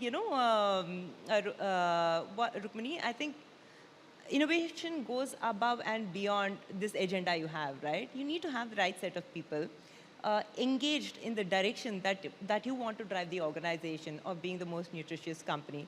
And I'm happy to say that we have an engaged team. We are among the top 50 FMCG companies, according to the Great Place to Work, sort of rankings. And we go above and beyond. It's not just product. It's not just about clean labeling. It's also about processes, packing material for more resource optimization and a greener future. So I think there's a lot of things that we do to innovate within the organization and to drive it rigorously. I mean, looking at the dairy-heavy portfolio that you have, and given that India today is looking at FTAs with several countries that have a lot of the value added, the cheese perhaps somewhere from the Europe or let's say a New Zealand coming into India. How do you, as a Indian company, prepare yourself for impending competition? It can't be you can't wish away competition. It is going to come in whether you want or not. So how do you sort of prepare the company for what is to come, especially if if the premium story in India's consumer market is going well? The rich, the affordable segment of Indians may well be looking at what foreign brands might be offering in the Indian market. India has come a really long way when it comes to milk production itself. Today, I'm proud to say we are the largest producer of milk in the world, with 250 million metric tons of milk being produced per year. And that didn't come easily. There was a lot of effort that had gone in making this possible, right? Having said that, I think India does have a problem. I think the growth and demand that you're seeing for milk products is so much higher than the growth in supply that we're seeing in India. And that gap is what all stakeholders need to take very seriously. So we do our bit when it comes to that. As an organization, like I mentioned earlier, we facilitate third-party loans to our farmers very easily through a tripartite agreement with banks or NBFCs. We supply subsidized high-quality, animal feed and fodder to our farmers, and we also subsidize artificial insemination programs for the cattle of the farmers, that not just our farmers, but other farmers in villages as well, right? The 6,000 odd villages that we go out to on a daily basis. Now, what does this do? It obviously improves the health of the animal. Feed is directly correlated with the health, and it also improves the productivity of the animal. The Indian livestock or animal is probably at like 20 or 25% of developed economies' animals' productivity at about 5 to 6 liters per day. It's really low, so there is a huge opportunity there, and we make it happen. Artificial insemination, very important. The program that we carry out has higher success rates than the average that India sees, and very important to create a whole new generation or a whole new breed of animals which are better in terms of health, which will have a positive permanent future impact. And of course, lending is very important to farmers because they are generally non-bankable, these women. And it'll help them to invest into improving their herd size and investing into infrastructure. Now, it's not just the private sector. The government is also taking it very seriously because most of these farmers are small and marginalized in nature. And the recent budget has several initiatives supporting women farmers and supply chain and infrastructure in India. You had a question on innovation and products. I think you spoke about it. But if I have to sort of look at the structure, India has a lot of, parent and children-run companies where the baton is passed on from parents to children. But interestingly, you work with your mother-in-law, and it's been since 2011, if I'm not wrong. What has been the experience like and learnings from her? And also, another question, given that you're also associated with the movie industry, having a superstar for a father, do you watch movies at all? So I think it's been a wonderful experience at Heritage Foods. Personally, I've always been passionate about well-being, health, nutrition, and I could not think of a better space or a better means than milk, which is the most approachable, affordable product. But more than that, to answer your question, I think as a family, we've been quite disciplined. We said any new generation family member that wants to join the business should have a good degree and a good external experience, and that's what I came in with. So I worked in venture capital after engineering. I went to Stanford for my MBA program, came back and joined the family business. During that time, it was a complex situation. You know, we had a fast-growing, profitable dairy business, and we had a fast-growing but loss-making food and grocery retail business as well. And my mother-in-law played such an important role in guiding me. Number one, she made me realize the importance of empathy. You know, I was that typical sort of business school graduate kind of person, using a lot of logos, Excel sheets, market research. But she taught that decision making is a lot more than that. Leadership is a lot more than that. She taught me to be very humble, rooted, and she made me realize the importance of going to the field and spending time with the stakeholder in the farm, in the factory, in the market, the distributor, etc. So I think there's a lot that I took away from her. Most importantly, she eased my entrance into the company and into the industry, which continues to be male-dominated. So I think she sort of set a very positive precedence and made me feel very welcome in the organization. And she keeps reminding me about the importance of the farmer behind every single decision that we make. I watched a lot of movies growing up, especially Telugu and Hindi movies. And if I were to say that, take a little bit of pride and say that my Telugu is reasonably good, it's because of the movies that I watched. And I learned a lot about mythology having watched my grandfather's So we'll discount your movies. father, but who would be your favorite actor then? Sorry? If we discount your father, who would be your favorite actor then? It would be my grandfather. The legendary. He's the greatest actor ever, you know. Absolutely. I really absolutely. admire him. Absolutely. Thank you for this wonderful conversation, Brahmani. Hope you all had a good time and a great evening. Thank you so much for having me, Rukmini. It's my pleasure.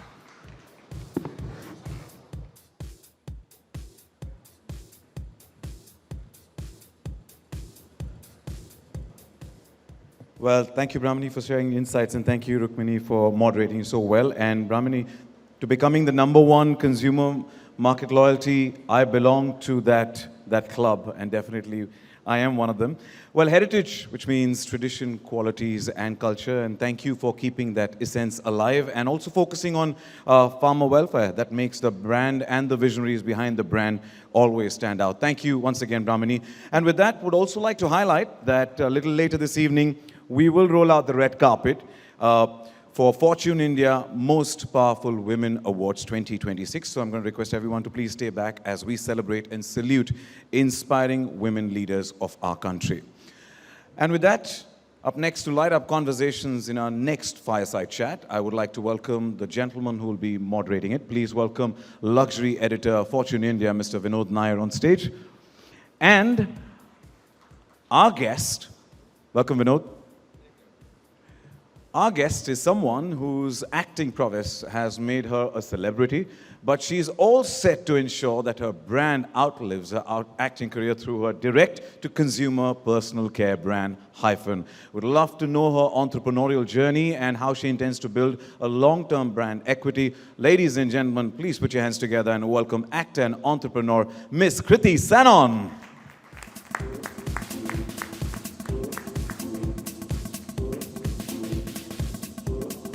It's a pleasure. Welcome, Kriti, and welcome, Vinod. Good to see you.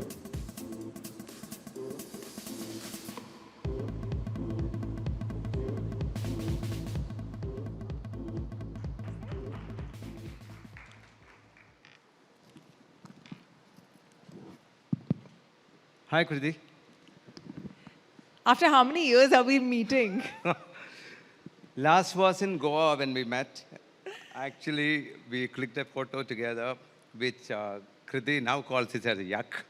Yeah, I hated it. It was during Dilwale, and actually, our equation goes way back when I was modeling.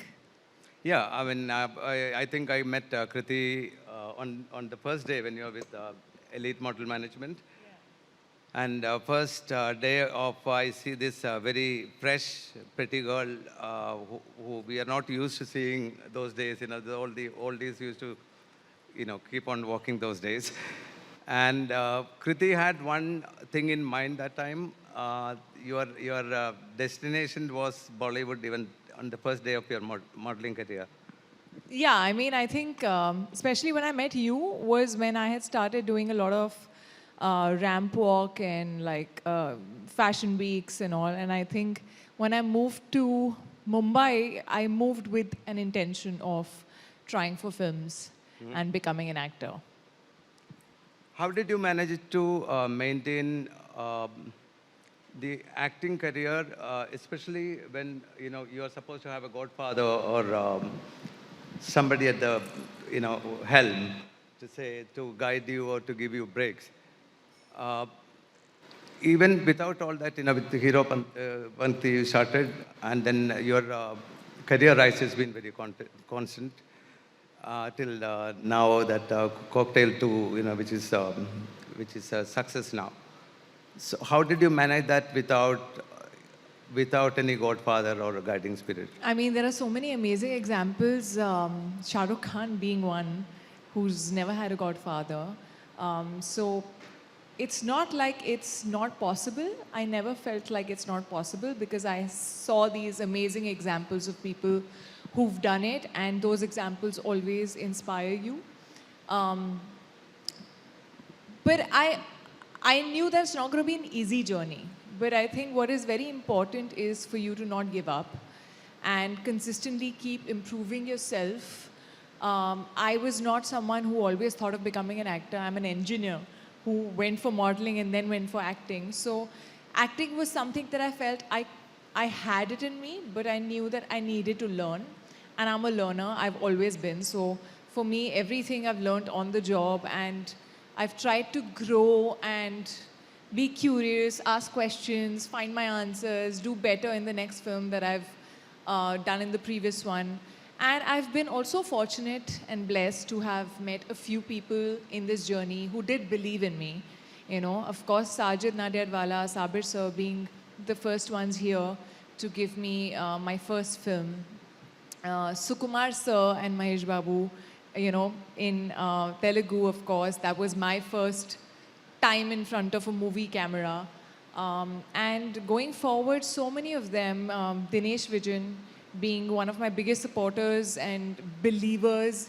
I think he believed in my potential a lot more than sometimes what even I did, because I've always gotten opportunities, especially from Maddock, which have been so twisted and so different and challenging.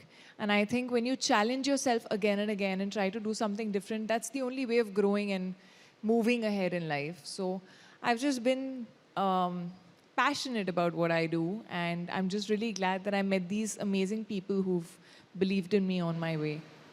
And several awards followed your career path, right? And the ultimate award, which is the national award. And when you're doing so well, Kriti, usually the tendency of people usually is to stick on to that profession and concentrate more. And when did the entrepreneur bug bit you? When did that happen? When did it bite me? Yeah. Well, actually, honestly, the young Kriti would have been really surprised if she knew that I was also building a business, because that was something way beyond what I studied and ever thought of. But I have never believed in limiting myself, and I feel that we do that so often, where we limit our profession to one. We don't even think of a second, because we feel like एक ही चीज़ करनी होती है life में. But I think for me, I feel like sometimes, you just get ideas and all you need to do is jump at it and try. Just try doing something. Max, you'll fail, so what? It's okay. So I feel like for me, when I hit 30 in COVID, I was like, oh my God, now I really need to take care of my skin. I've hit 30. And that little bit of a panic that every 30-year-old gets on your 30th birthday, I started using a lot of skincare, started reading about it. Being an engineer, I become a bit of a balki khal, so I get into like all the ingredients, and I was ordering stuff. And I realized a passion. I realized that I really understood it, I enjoyed it, I found it really interesting, and I saw a gap here because I was ordering products from abroad.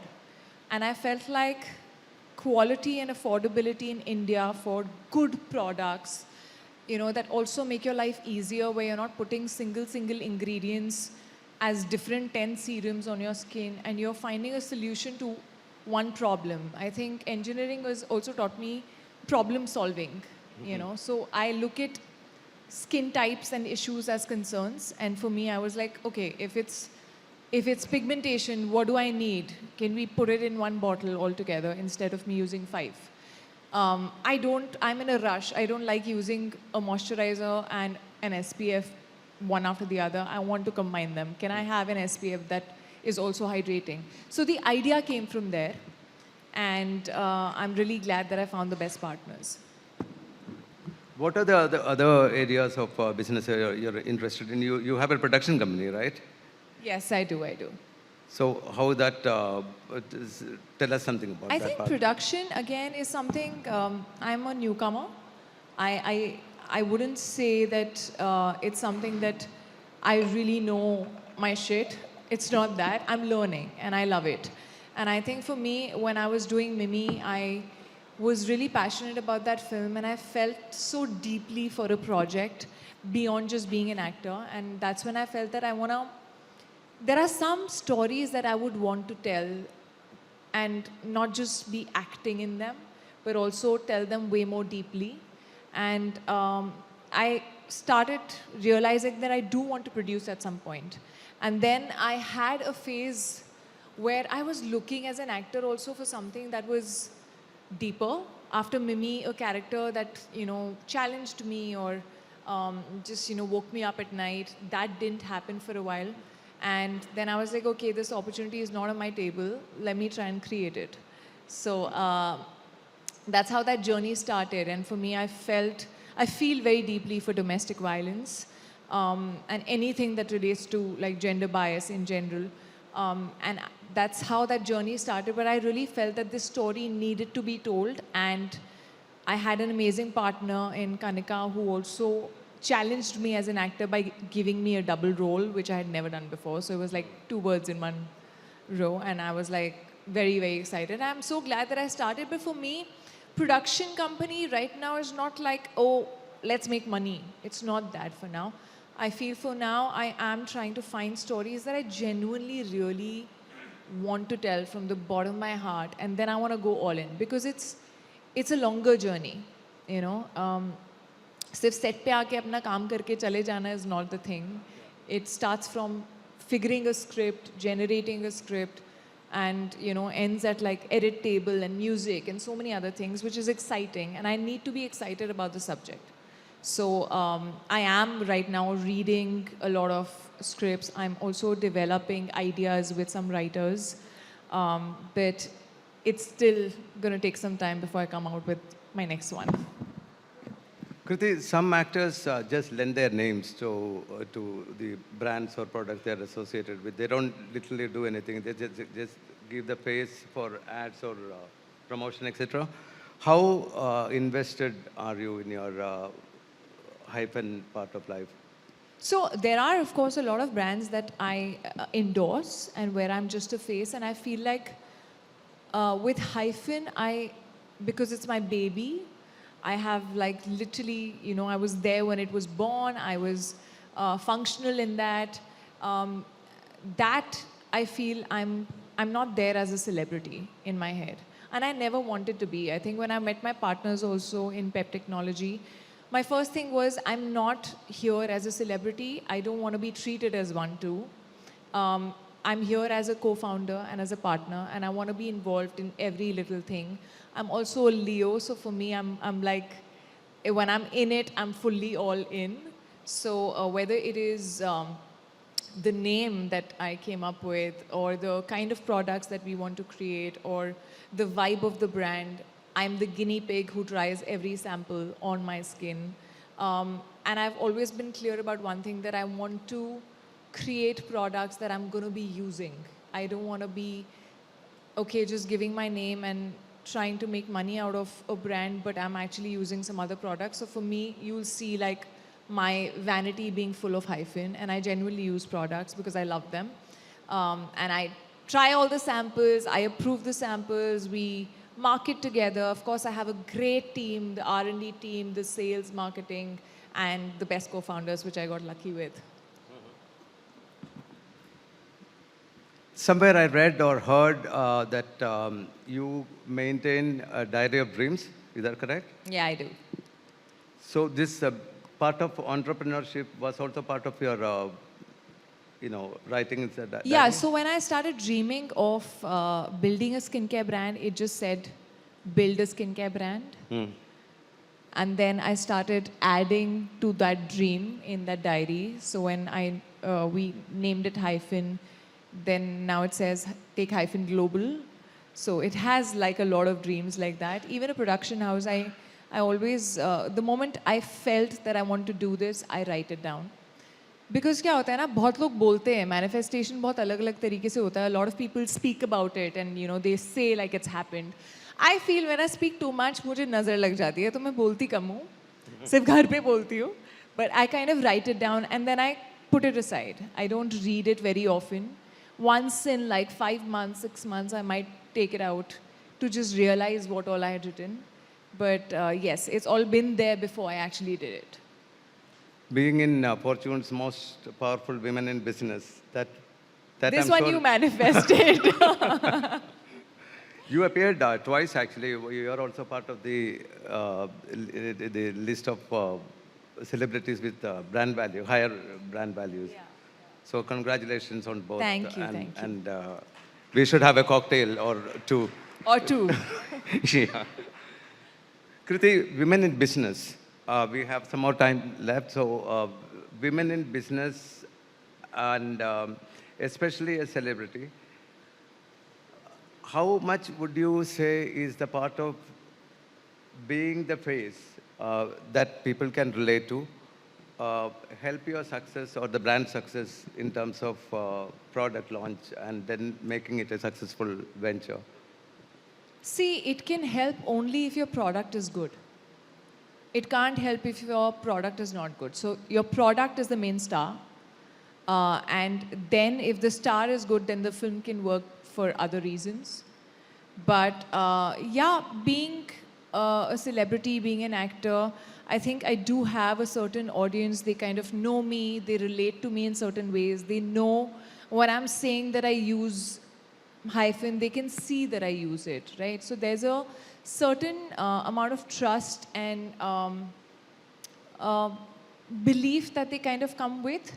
But at the end of it, I think audiences are too smart and they see through bullshit. And I feel that they can see कि ये use नहीं करती अपना brand. So I feel you can't cheat them. And you can't cheat them with the products. So I think the main star needs to be the product. If the product is good, then yes, you being a celebrity can add to the success.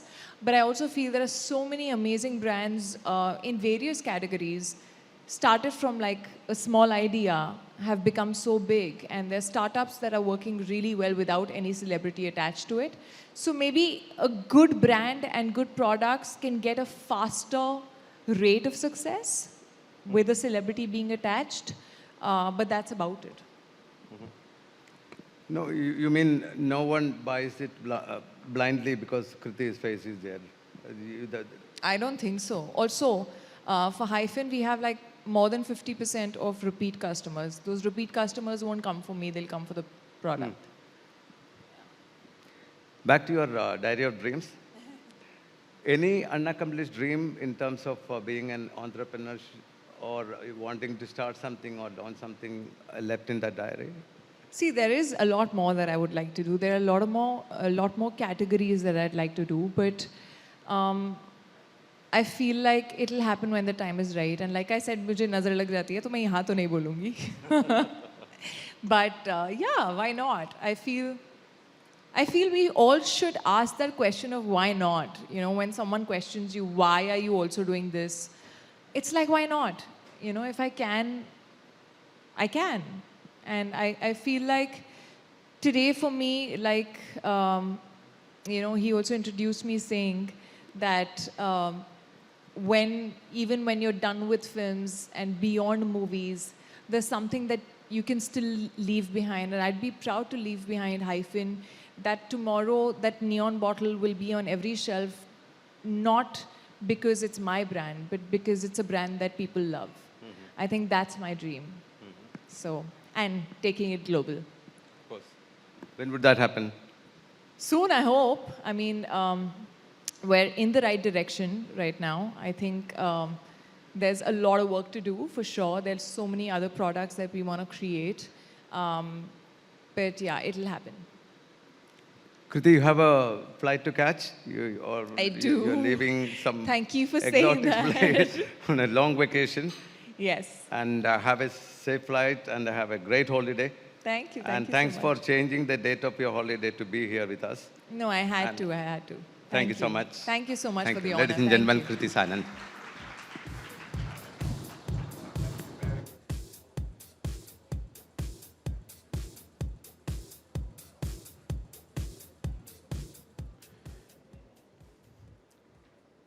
Well, thank you for that super interesting conversation. And Kriti, as always, you're raw, genuine, and always like a breath of fresh air. Thank you so much. Thank you. And thank you for building a brand that's, gender neutral, offers a range of 100% vegan and cruelty-free products, right? So wishing you the best to making it global. Thank you. Thank you once again. And thank you, Vinod, for moderating it so interestingly and engaging. Thank you.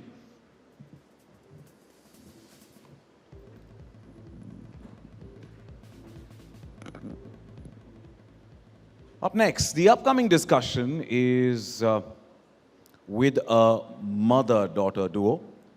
While one is an example of someone who battled adversities and converted them into opportunities to build a business of scale in hospitality industry, the other is changing the narrative of the auto component industry. The common thread is their determination to build truly inclusive and valuable organizations. Well, let's find out more from them. And while the stage is getting set with the boys, thank you so much. Ladies and gentlemen, let's welcome the mother-daughter duo. Please welcome Dr. Jyotsna Suri, Chairperson and MD, the Lalit Suri Hospitality Group, and Ms. Shraddha Suri Marva, CMD Subros. And to build this conversation, I would like to welcome Ms. Ajita Shashidhar, National Editor, Fortune India. Welcome, Ajita. Welcome to both the lovely ladies, please.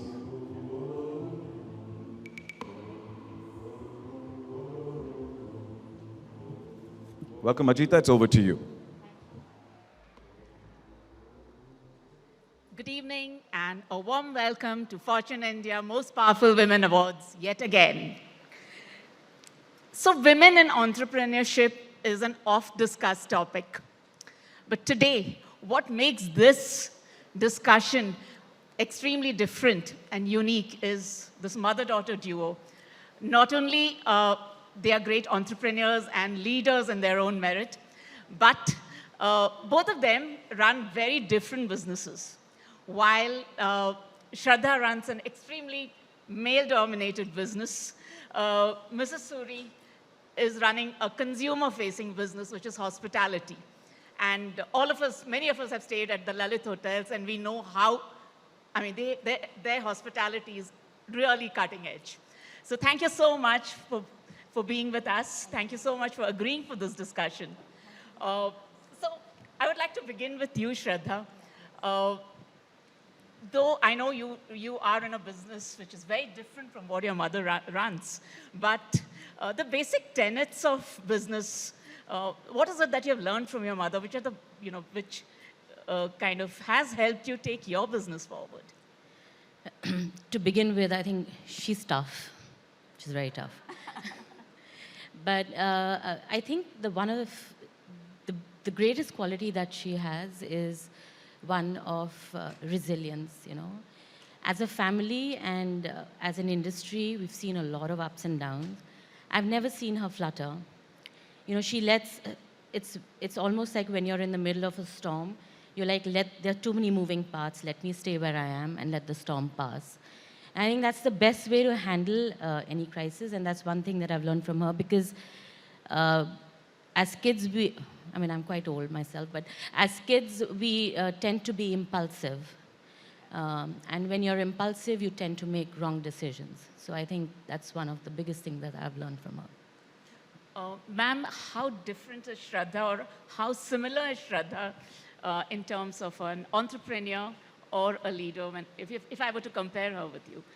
Well, I'd like her to be a replica of me, so I want her not to be different in any which way. But, you know, we both have, first of all, namaskar, everyone, and thank you all for having us Pleasure. here. You know, we both have two different businesses to run. Ours is a more people-centric. You know, it's hospitality and it's people-centric. We have to be very empathetic. So my decisions keep all of that in mind. We're very inclusive. So that's the similarity with her and me, is that our values. Your question was, ki, how similar and how different are you?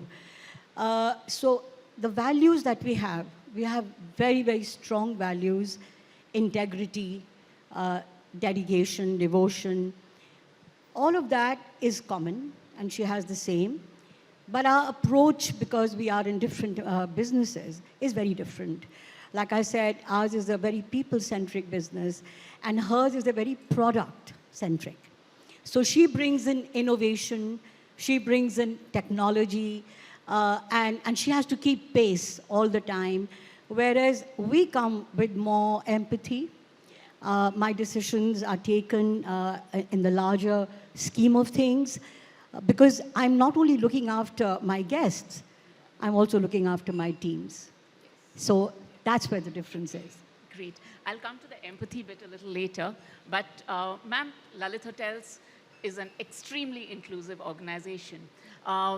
They have like 50% of their workforce are women, which is incredible, and it's quite rare in corporate India. So they definitely deserve an applause for that. But also you have beautifully included people with disabilities, people from the LGBTQI community. And as a journalist who covers on DEI, writes a lot about DEI, I often hear leaders telling me that an organization needs to mirror its consumers. The workforce of an organization needs to mirror its consumers. Only then can it be successful. So I want to hear from you as to, by being such an inclusive organization, how has it helped your business in terms of growth, in terms of profitability, in terms of, you know, in general, how has it helped your business? So I want to make a little correction. Though I love that applause, the 50% women workforce is in my top leadership. It's not across board. I wish it was across board, but it's not. That's also a rarity. Well, that is a rarity. I completely agree. And you talked about inclusion and how does it affect my business and the consumer. So for us, I have to tell you, inclusion is not a box that we tick. It is part of our DNA. We live it, we experience it, and let me tell you, it's a business decision. It's not just something that I'm doing because I want to be charitable and I want to tick that box. It's a very, very well taken, well thought of business decision. And both ways. So my workforce has these wonderful people who are so loyal, that it warms your heart. That's number one. So you are getting them a life of dignity, which they deserve. And then your consumer, who also may be coming from that community or from that segment, gets very comfortable because he or she is able to relate with the team. So it's a win-win situation. And I have to tell you that, well, my son is sitting here in the audience, Keshav, who actually took a lead on all of this. I have to tell you that other hotel chains have really picked it up. And I am so happy with that because I wanted others to pick up and emulate what we are doing. So a win-win situation. And you have the pride flag in all your hotels, which is amazing. Absolutely, yes. And we flutter it with pride. Coming to you, Shraddha, since you work in an extremely male-dominated business, you hardly find women there. When you got into this business, were there any biases that you had to deal with? And more importantly, we would like to know that how you are building a balanced workforce. So, I mean, I joined this business 26 years ago, and I was one of 3 women in our organization out of, at that point, 3,500 people. I'm sure there were biases. I just didn't care too much about them. Because I walked in as me, I didn't walk in as a male or a female. I do think that skill doesn't have gender. So I was very thick-skinned. The issues may have been on the other side. I just simply ignored them. How did you deal with it? It actually didn't bother me because, well, if somebody has a fractured ego, then that's their problem. It's not my problem. They got to deal with it and they got to fix it. I was very focused on the fact that I got to go there and I got to work, and that's what I did. And that's how it went along. But as time has gone by, I have to say over 26 years, the mobility space and the auto component space we're far behind the rest of the sectors, but we've still come to a point where we are 11% women. My company, Subros, has about 20% women now. That's quite a good number. But what is interesting is that our board has more than 50% women, and that's, I think that's important. Thank you. Where we still lack, though, is senior management and middle management, where we struggle. We are still struggling.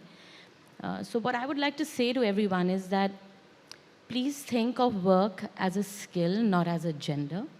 And, let the best skilled person be there. It doesn't matter who they are and where they come from. Yeah. Ma'am, coming to you, I've written a lot of stories on the leaky pipeline, where women are kind of, they're not able to go beyond the middle management because they exit the workforce. Right. But the pipeline becomes leakier when it comes to including the pride community into the workforce or people with disabilities. So since you have done such a good job of it, what really would be your message to our audience as to what kind of a mindset change do organizations need to go through in order to, kind of clog this leaky pipeline? So I want to just add one thing. The similarity that you were talking about between Shraddha and me, and one of the similarities is exactly that. Both of us have never seen ourselves as women or men. She's the chairperson, I'm the chairperson, and whichever, whether it's a male or a female, the issues that a chairperson faces in his or her organization is identical. They don't change because you're a woman. I do want to say that as a woman, you probably take more balanced decisions. Excuse that, I'm not saying anything negative about the men, but women take more balanced decisions, but that's the similarity. Coming to the point of these leaky pipelines and what happens to these young girls. So let me tell you that, and I'm going to talk about my sector, my business.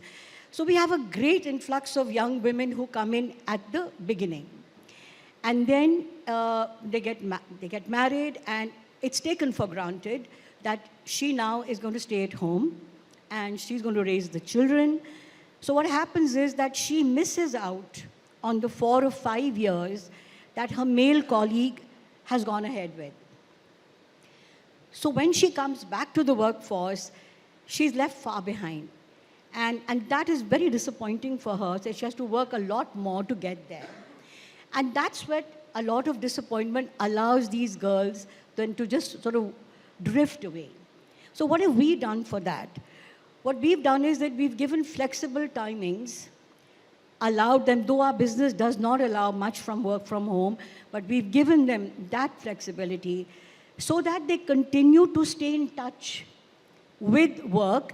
And when they come back after, say, 4 years, they're not lagging behind. They come back at the same level as their male colleagues. And that has really helped. And therefore, we are now getting more women in the middle, and that's how they come to the leadership roles. Coming to the marginalized communities, the marginalized communities, I have to say, I don't agree that there is a leaky pipeline there at all, because they are very committed. It has to be a very genuine reason for them not to continue to come to work. Otherwise, they are so dedicated and they are so diligent that they will be there every single day. And I can assure you that the loyalty that they have is unmatched. So the leaky pipeline is for the girls, yes, but not so much for this community. Interesting. I can see the time's up signal, time up signal going up. So, and after this, we have yet another very interesting discussion on, from being job seekers to job creators. So I think, thank you so much for your time. Thank you for being part of this discussion. I really enjoyed moderating it. And I hope all of you enjoyed. Thank you. Thank you very much for having us.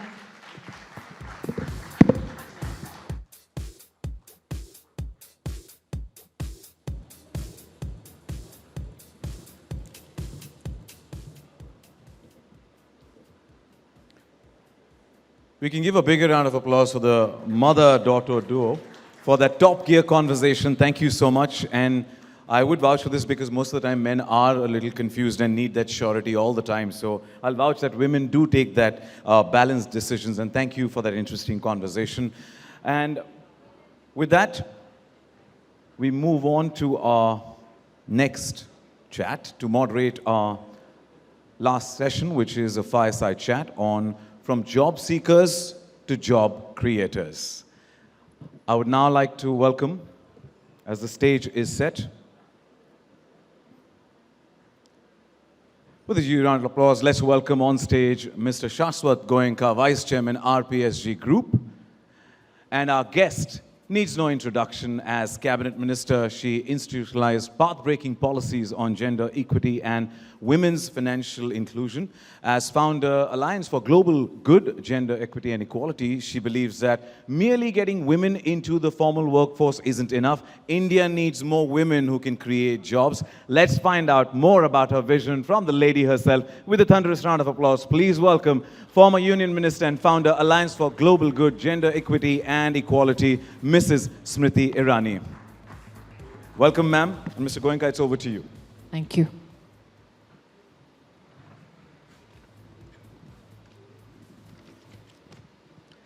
Good evening and welcome to an extremely special session today. I have the extreme honor and privilege to introduce to you a lady who is a personal inspiration. She is someone whom I have always learned from, be it from the character she espouses on television, to her role as cabinet minister, to the changes she's driving in society at large today. She is a self-made woman, a woman with an earnest dedication, and a woman with stellar leadership skills.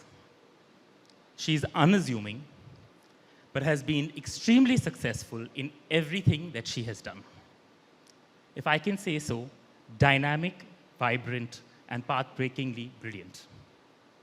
She is a person who believes in transformation, in reinvention, and yet remains rooted to the ground. Ladies and gentlemen, please join me in welcoming former Union Minister, actor, founder and chairperson of the Alliance for Global Good, Srimati Smriti Irani. Thank you. Ma'am, thank you so much for being here today. It really means a lot, and I'm extremely excited to be doing this session with you. Ma'am, you went from being Tulsi to cabinet minister to change maker to reprising Tulsi Virani on national television after 16 years. What does that pivot teach other women here about how non-linear a powerful career is allowed to look? I don't know why we presume that every lesson that is to be learned by people like me is to be learned only by women. When was the last time that you asked a man such a question? I am, in fact, privileged that as a female, I have the capacity to set that example. I'm yet to find a man who would set such an example, who could traverse between two careers mercifully, successfully for close to 2.5 decades, who could, in some of the most treacherous fields of media and politics, come out besmirched, hopefully stay besmirched for as long as I live. But I think, Shashwat, if you ask me about the reprise, I feel I had to lose an election to find myself. There is much that I have done in life which can be credited as an achievement. But I feel this chapter of my life is about finding strength in other people and getting inspired by it. The fact that if you ask me as a female professional today, some call me a battle axe in politics and in media. But if I had to give back something to my gender, it would be to teach every female professionally how to negotiate a contract and to possibly engage with every female possible to tell her that she's enough as she is. So those are the two things I would do possibly as a female, professionally and personally. Because women drive themselves harder than anybody else on planet Earth. They set their own benchmarks, they set their own standards, they compete with themselves every single day, while the rest of the world competes with them. And they rarely find somebody who just tells them that you're enough. Absolutely. No, thank you. And ma'am, you've had a very successful stint, obviously, as one of India's most dynamic ministers. Had? That sounds like a political obituary. And now as the founder and chairperson for the Alliance for Global Good. So, earlier, there was more focus on getting women into the formal workforce. But now the conversation, and as Ajita mentioned just before, it's moved from being a job seeker to a job creator. And you've done this phenomenal initiative with the Spark 100K. Would you be able to shed some light on it? Our attempt is to reach out to women who own businesses across 300 cities in the country. The idea to engage with 1 lakh women-owned businesses who are formally recognized as small businesses was the attempt. And in this journey, one obviously engages with women who have not formalized their enterprise thus far. What is not a shock to me, but has been a part of my journey and experience, is that 70% of small businesses which are run by women today, informally, in the SME segment, 90% of them still lack a very formal engagement with financial institutions. This is irrespective of the success of Mudra Yojana, where 30 crore loans were given out to women. And of these 90% women who are not engaged with formal financial institutions, if you meet them, Shashwat, you will be extremely gobsmacked to see that their ambitions are not limited to their local markets. Every female that I have met wants to be a part of the global or national supply chain. They want to engage on skills, but they obviously reflect on the resources that they have. So under Spark, we have many partners. We have, of course, the Tata Trust, Gates Foundation, but we have people who willingly volunteer as professionals their time. The Institute of Chartered Accountants helps women understand bookkeeping. The Institute of Company Secretaries tells them how to formalize their businesses. We have, of course, the National Stock Exchange, where we went with an ambition to the NSE to say there are women who are in the SME segment who want to become mid-sized companies, who want to have a dream of being one day listed, but they don't know the journey that they need to undertake or the discipline that is required for such a journey. The National Stock Exchange has been kind enough to say, let us work on this project with you, help identify, and my ambition as an Ashish is here, is to at least have 200 such companies across the country in the next 2 to 3 years, who then the NSE can help so that they understand the markets better and one day, God willing, list themselves. That's a huge ambition, but in India, if women decide to do something, anything is possible. Absolutely agree. I think I come from a family where women decide everything, whether it's mom, my sister, my wife, or now my 2 daughters, and absolutely. Ma'am, women constitute 48% of India's population, but they contribute only 18% to the GDP, as per the National Family Health Survey. They contribute a much more, which doesn't get counted. Organized. That's why I said as per the survey. So if you look at one of the challenges with such surveys, and I have vociferously voiced my opinion on this issue. Let's say there are today, by count, 9 crore women in the self-help group segment in our country. Their economic contribution to our country at the grassroots is close to $37 billion. Doesn't get counted. So if you start counting these segments, the number that you've spoken of 18%, is actually a number from the small businesses that women own. If you look at the Udyam portal today, 3 crore such businesses are formally owned by women, 1.5 crore such businesses are informally owned by women, and they employ close to 2.5 crore people. And they are the ones who contribute to 18% formally to the GDP. So that number is a bit skewed. And what is required to bring the informal number formally Is to start into the counting. service? Is to genuinely start counting every woman's contribution. Because if we say that in the SME segment, 70% of those who are not formal, unorganized are women, if we say 90% of the agrarian labor in our country is informally consisting of women, can you imagine their financial contribution, which does not get counted? And hence, you say that the contribution of women per se to the Indian economy or the GDP is just 18%. Moving on to a topic which is part of almost every conversation today, AI, right? And the world is changing with AI. How are you preparing, or how should entrepreneurs today prepare for the AI age?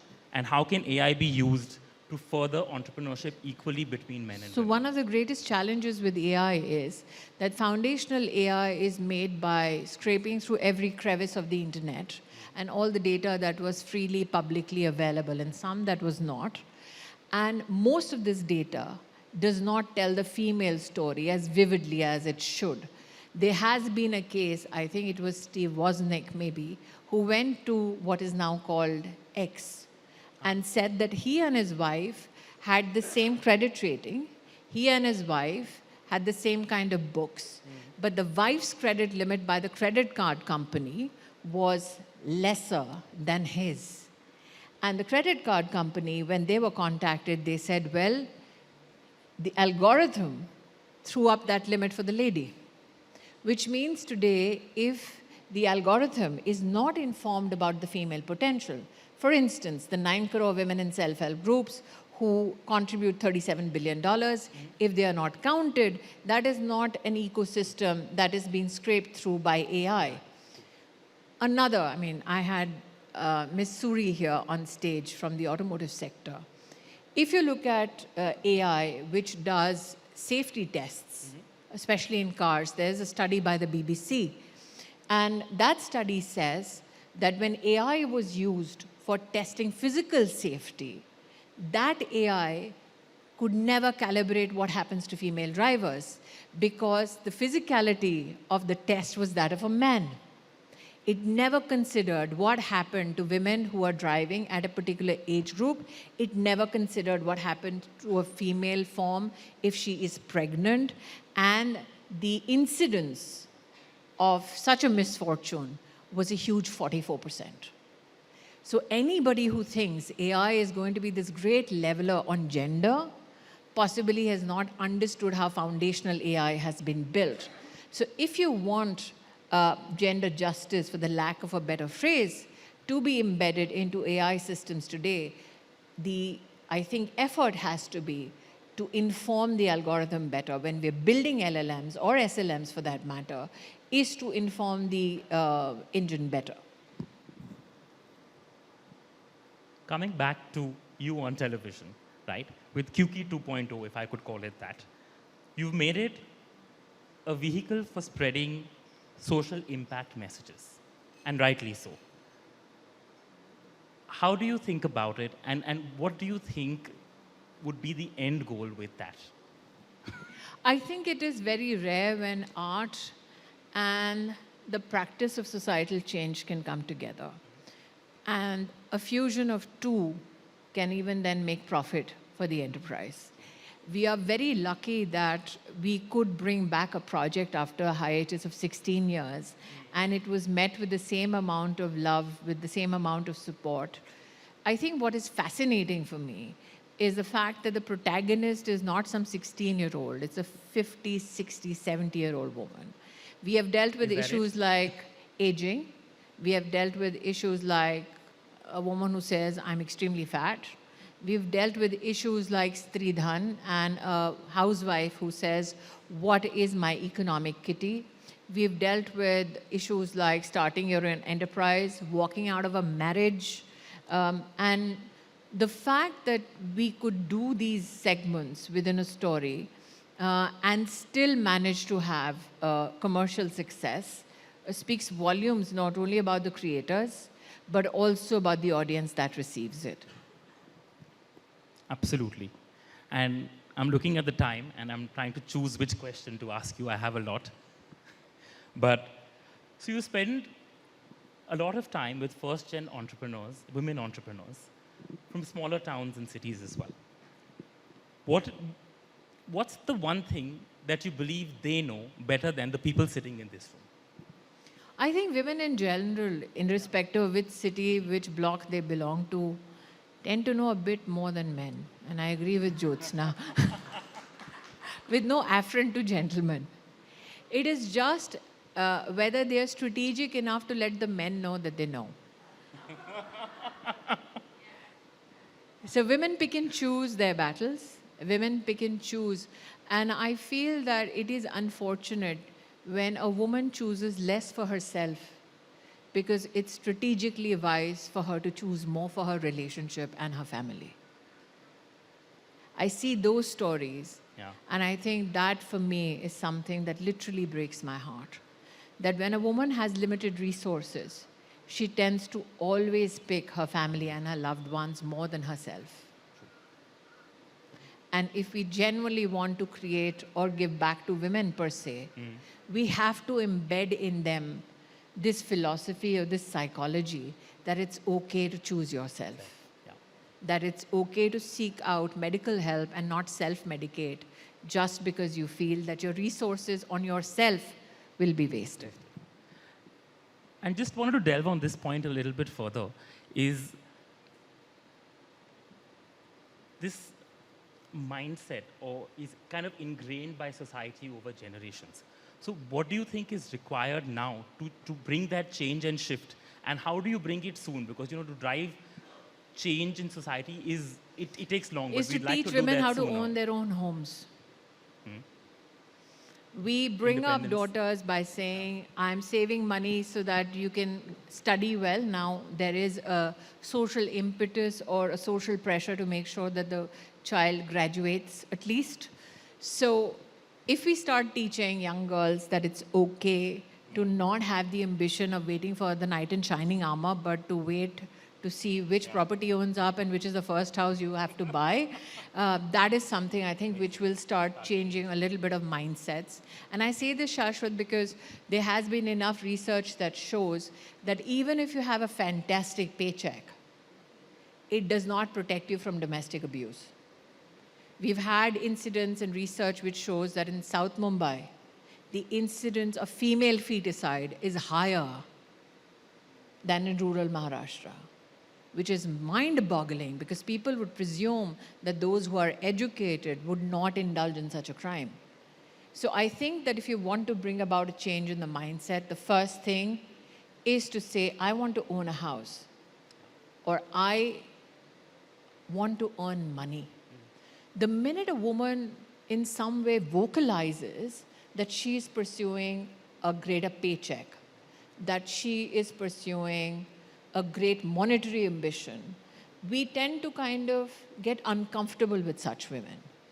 The second, I think, aspect is genuinely, I'm saying this again as a professional female, is to teach women how to negotiate their contracts. Zia is in the first row. I'm sure she has beaten a few people to pulp. And those are the women who need to reach out to many young professional females to say, if you want it, that doesn't mean at the altar of your promotion, you will let go of that pay hike. So when I came back as Tulsi 2.0, I walked in and I asked for a paycheck that was never heard of, even by men. And they said, oh, you want money? Why do you need money? I said, मैं खड्डे में डाल दूंगी, लेकिन दो. Because the idea is I need to walk the talk if I want to tell other women to do so. So learn how to negotiate contracts. Teach your daughters that the first thing they need to do is to own a house and make them ambitious enough to say, it is okay, I will not love a man less if I have more money than him. Absolutely. And to end, I had two fun questions. TV set or Parliament floor? Which one has tougher critics? Oh.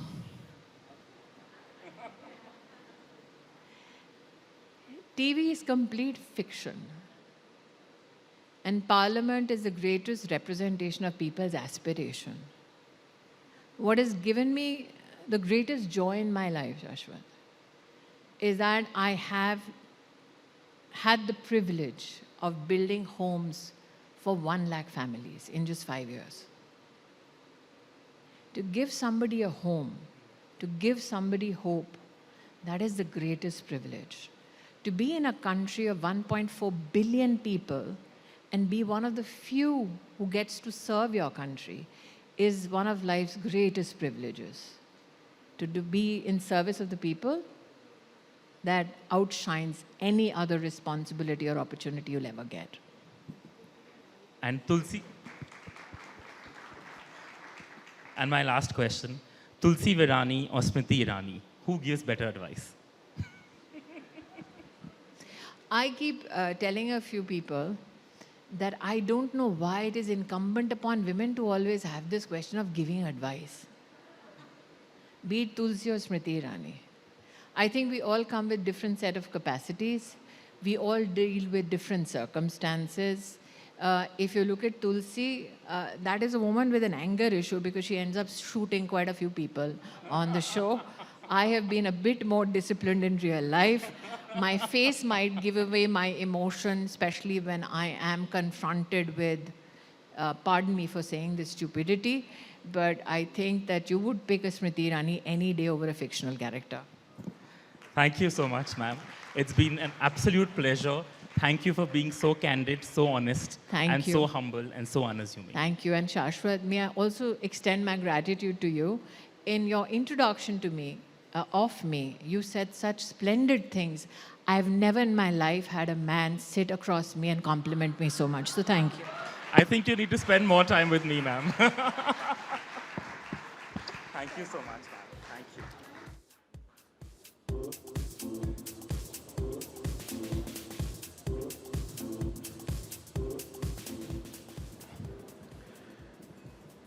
And I will also add to that compliment that we would love to hear you speak, go on and on. Thank you for being bold, speaking your heart, and it's always good to hear you speak. Thank you so much, Smriti ma'am, and thank you, Shashwat sir, for doing the honors and navigating the whole conversation. With that, thank you to each and every guest who joined us on the dais and shared their valuable insights. Indeed, an inspiring set of conversations that been. Each panel and fireside chat had a fresh perspective, a personal touch, or a valuable lesson in leadership and resilience. A heartfelt thank you to all our wonderful speakers for sharing your journeys so candidly, and a big thank you to all the moderators as well for keeping it engaging and bringing out the best to the fore.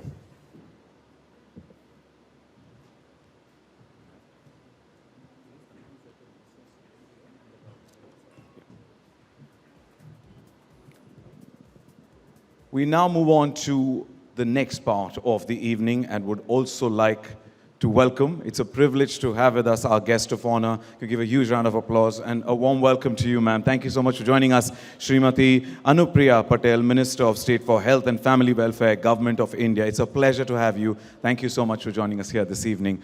We are awaiting also the arrival of our chief guest, Honorable Governor of Maharashtra, anytime shortly.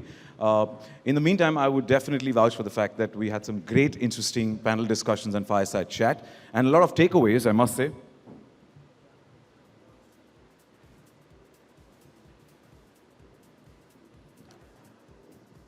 We also have with us our guest of honor, Shri Ashish Chauhan, CEO, NSE. A warm welcome to you, sir. Thank you so much for joining us here this evening. And while we're just awaiting the arrival of our chief guest, Honorable Governor of Maharashtra, I would also like to take a moment to all the ones who have been here, which is the biggest takeaway that you've had through the panel discussions, the fireside chats? If I may. A lot of them resonated with all of us. And I think one of my biggest takeaway was, I think, Amisha Vora ma'am and Smriti Irani ma'am resonating the same sentiment of the fact that, women should speak, voice, and be that change. And also Amisha ma'am mentioned that don't discuss what you're wearing at a party, rather discuss what's your financial portfolio. So that was something big. And I see the Gen Z, they're going like, ooh, see, that's exactly what Amisha ma'am wanted you to have a takeaway, that, no more discussing what you're wearing to that club tonight. Or, it's better to say, do you own a house? Yeah, or I have that there. I have my holiday home. I bought it. So it's I think a moment of pride, and I think that's the change that we need to bring in, and the women are bringing in. And at the helm of things, the front runners are so many inspiring and trailblazer women of India that are making the mark across the globe. Thank you for being the front runners. Let's once again give a big round of applause to each and every woman in the house for being that example, living example, and a trailblazer for generations to come. Thank you.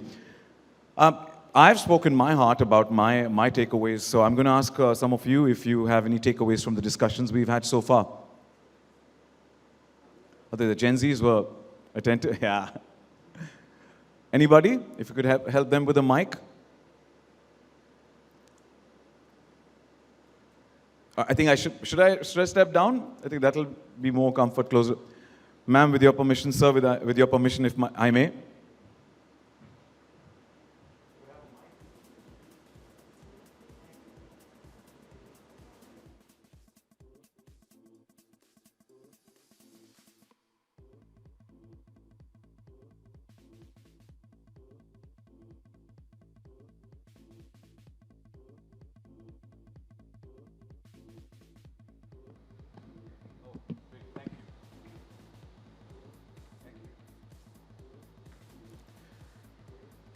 Thank you, gentlemen, to each and every individual who, it takes a village to create an evening like this. So thank you to everybody who puts up this event together and puts in the hard work and effort. I'm going to quickly, right there. Should I ask the men what was the biggest takeaway? Good evening. Very good evening. Hi. Very good evening. May I request you please introduce yourself and what's your biggest takeaway this evening?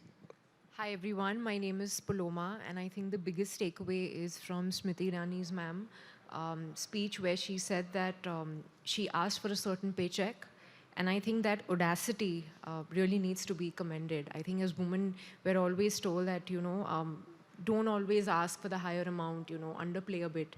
But the fact that she did that, and that too, even with an even stronger comeback on TV, really stood out for me. Thank you, and it's just not the women, even the men get impressed with the fact that how bold she is, and she leads by example. So thank you so much. I'm going to quickly hop right here if anybody would like to share that. Good evening, sir. May you please introduce yourself? Thank you. You were searching for a guy to speak, so I thought let me start that. Okay, I'm Mehul Kuwadia, and I think the biggest takeaway is of course, Smriti Irani ji, the way she talked to us and explained and shared her thoughts. I think somebody's calling you? No. Yeah, and it was such a pleasure for me. I've been to many award functions like these, but first time I'm attending an award function for women. Okay, it has always been men, and it has really been an eye-opener to see the other side of the coin. Thank you so much. Thank you so much for hearing from a gentleman. And ladies and gentlemen, the moment we've been waiting for. We expected the arrival of our chief guest. We have with us our chief guest, Honorable Governor of Maharashtra. Please welcome Shri Jishnudev Varmaji. Shri Jishnudev Varmaji.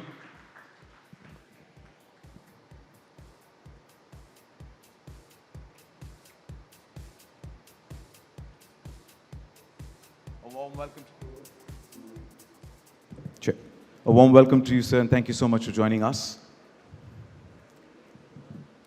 A warm warm welcome to our Chief Guest, Honorable Governor of Maharashtra, Shri Jishnudev Varmaji. Thank you for joining us.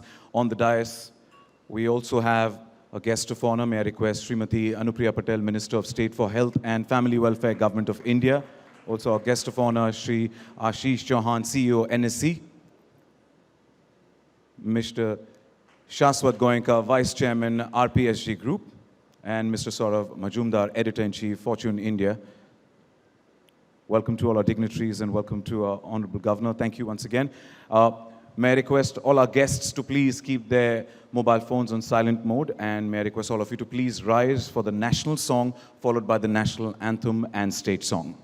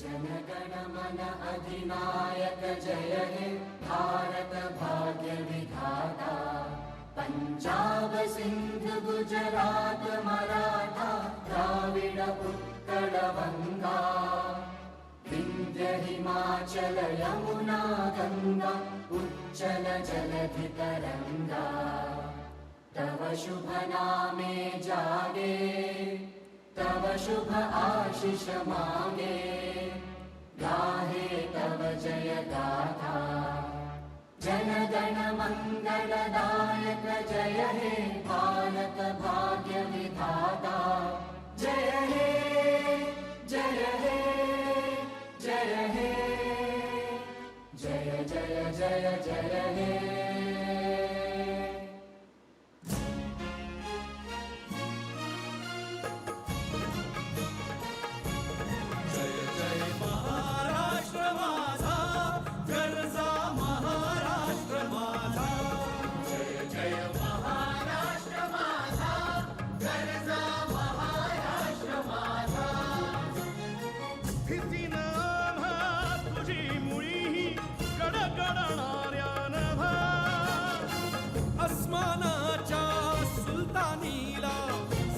कापते ती जिव्हा सह्याद्रीचा सिंह गर्जतो शिवशंभू राजा दरी दरीतून नाद गुंजला महाराष्ट्र माझा जय महाराष्ट्र माझा गर्जा महाराष्ट्र माझा काळ्या छातीवरी कोरली अभिमानाची लेणी ओलादी मनगटे खेळती खेळ जीव घेणी दारिद्र्याच्या उन्हात शिजला विठ्ठलाच्या घामाने भिजला देश गौरवासाठी झिजला दिल्लीचे ही दस्त लागली तो महाराष्ट्र माझा जय जय महाराष्ट्र माझा गरजा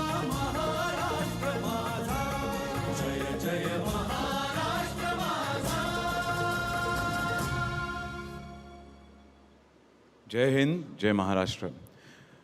May I invite Mr. Shashwat Goenka, Vice Chairman, RPSG Group, to honor our Chief Guest, Honorable Governor, and share welcome comments.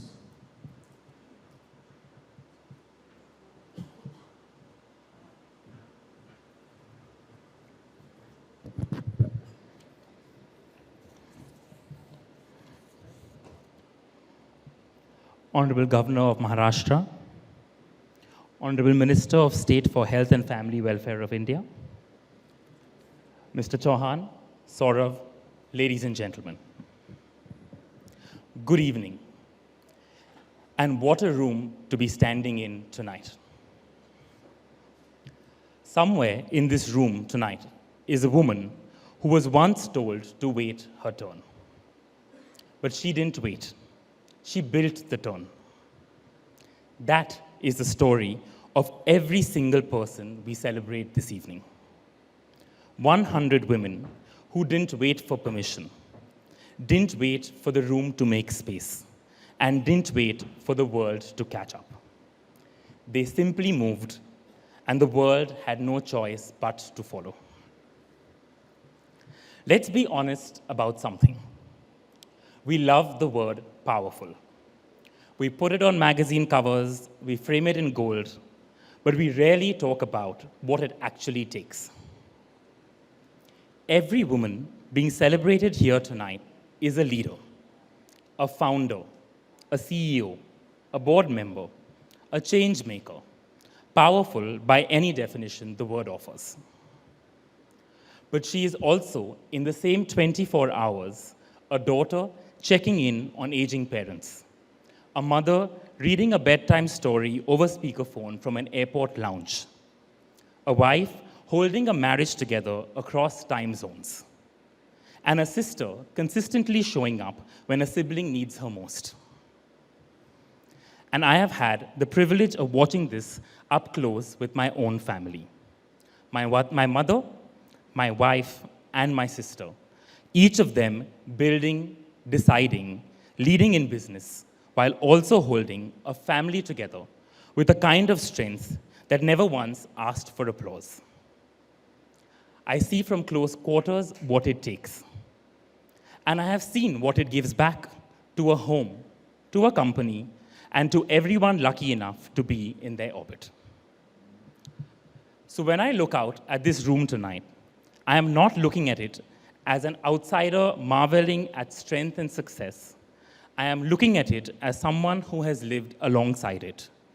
And now, as a father to two young daughters, who will, I hope, one day stand exactly where you stand tonight. To the women we honor this evening, you did not simply climb. You climbed while carrying others. You built businesses while building homes. You broke ceilings, you drove change, and led with clarity, with conviction, and with an instinct for taking people along rather than leaving them behind. You built it, decision by decision, risk by risk, showing up every day, in rooms that didn't make space for you until you carved that space out for yourselves. You found industries standing still, and you moved them. You didn't wait for a seat at the table. You built new tables at a scale the old ones never imagined. Take a moment and look around this room. Every industry is represented here tonight. Business, science, the arts, public service, even sports. Different fields, different journeys, but the same signature. None of you just achieved for yourselves. Each of you changed what the journey looks like for the women coming after you. And I believe that that's the difference between achieving power and redefining it. Anyone can accumulate power, but only a rare few are able to redefine it. And tonight, this room is filled with a rare few. So tonight isn't a courtesy, it isn't a formality. It is indeed a celebration of hard-won stories of power, vision, and grit, standing shoulder to shoulder in one room. Proof that power at its best doesn't rise, it lifts. Tonight is a celebration of your voices, your choices, your power, and your leadership. Ladies and gentlemen, please join me in welcoming, honoring, and celebrating Fortune India's most powerful women.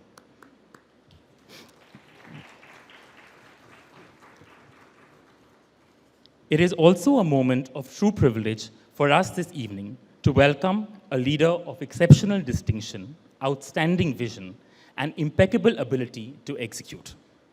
Ladies and gentlemen, please join me in welcoming Shri Jishnu Dev Verma, Honorable Governor of Maharashtra. Governor Verma comes from the royal lineage of Tripura's Manikya dynasty, a dynasty remarkably progressive for its time, having given Tripura its first written constitution as early as 1941. He began his public life with the BJP in 1993 and went on to serve as the Deputy Chief Minister of Tripura in 2018. In his 5-year term, he became synonymous with project delivery, improving ease of doing business, progress, and vision. But what makes him truly exceptional is that alongside a life in government sits the soul of an artist, a painter, a sculptor, and a poet in both Bengali and English, whose books Children of the Water Goddess and Master of Time reflect a rare lyrical depth. Sri Verma is someone who is unassuming, remarkably warm, and approachable. To sum up, an administrator's discipline, a statesman's vision, a poet's heart, Maharashtra, sir, is truly fortunate to have you at the helm as the governor. Your Excellency, thank you for gracing us with your presence this evening.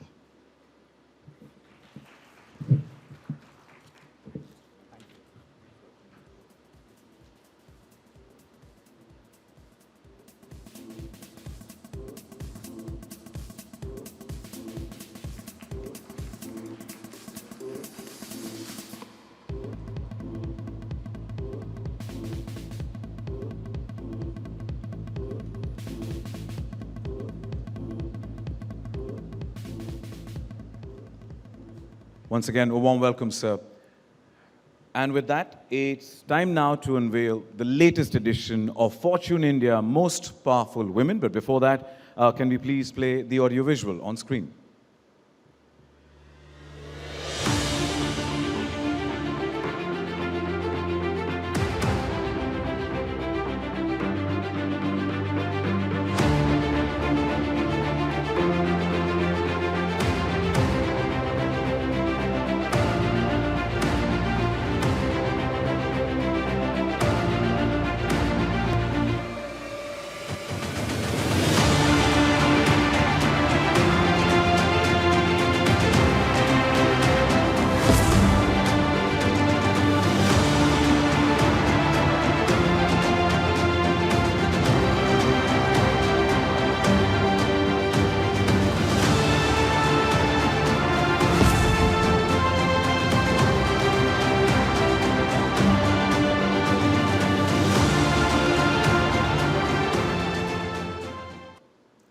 The inspiring women we saw on screen are right here with us as well, and the smile says it all. With that, it's time for us to unveil the edition. May I request for the magazines, please?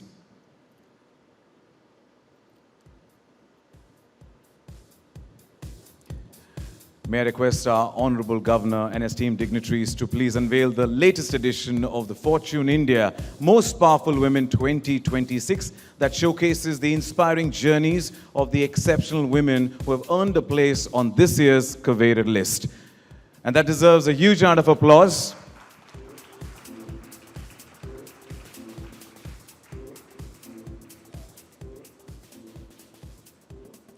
Request all of our dignitaries to please be seated.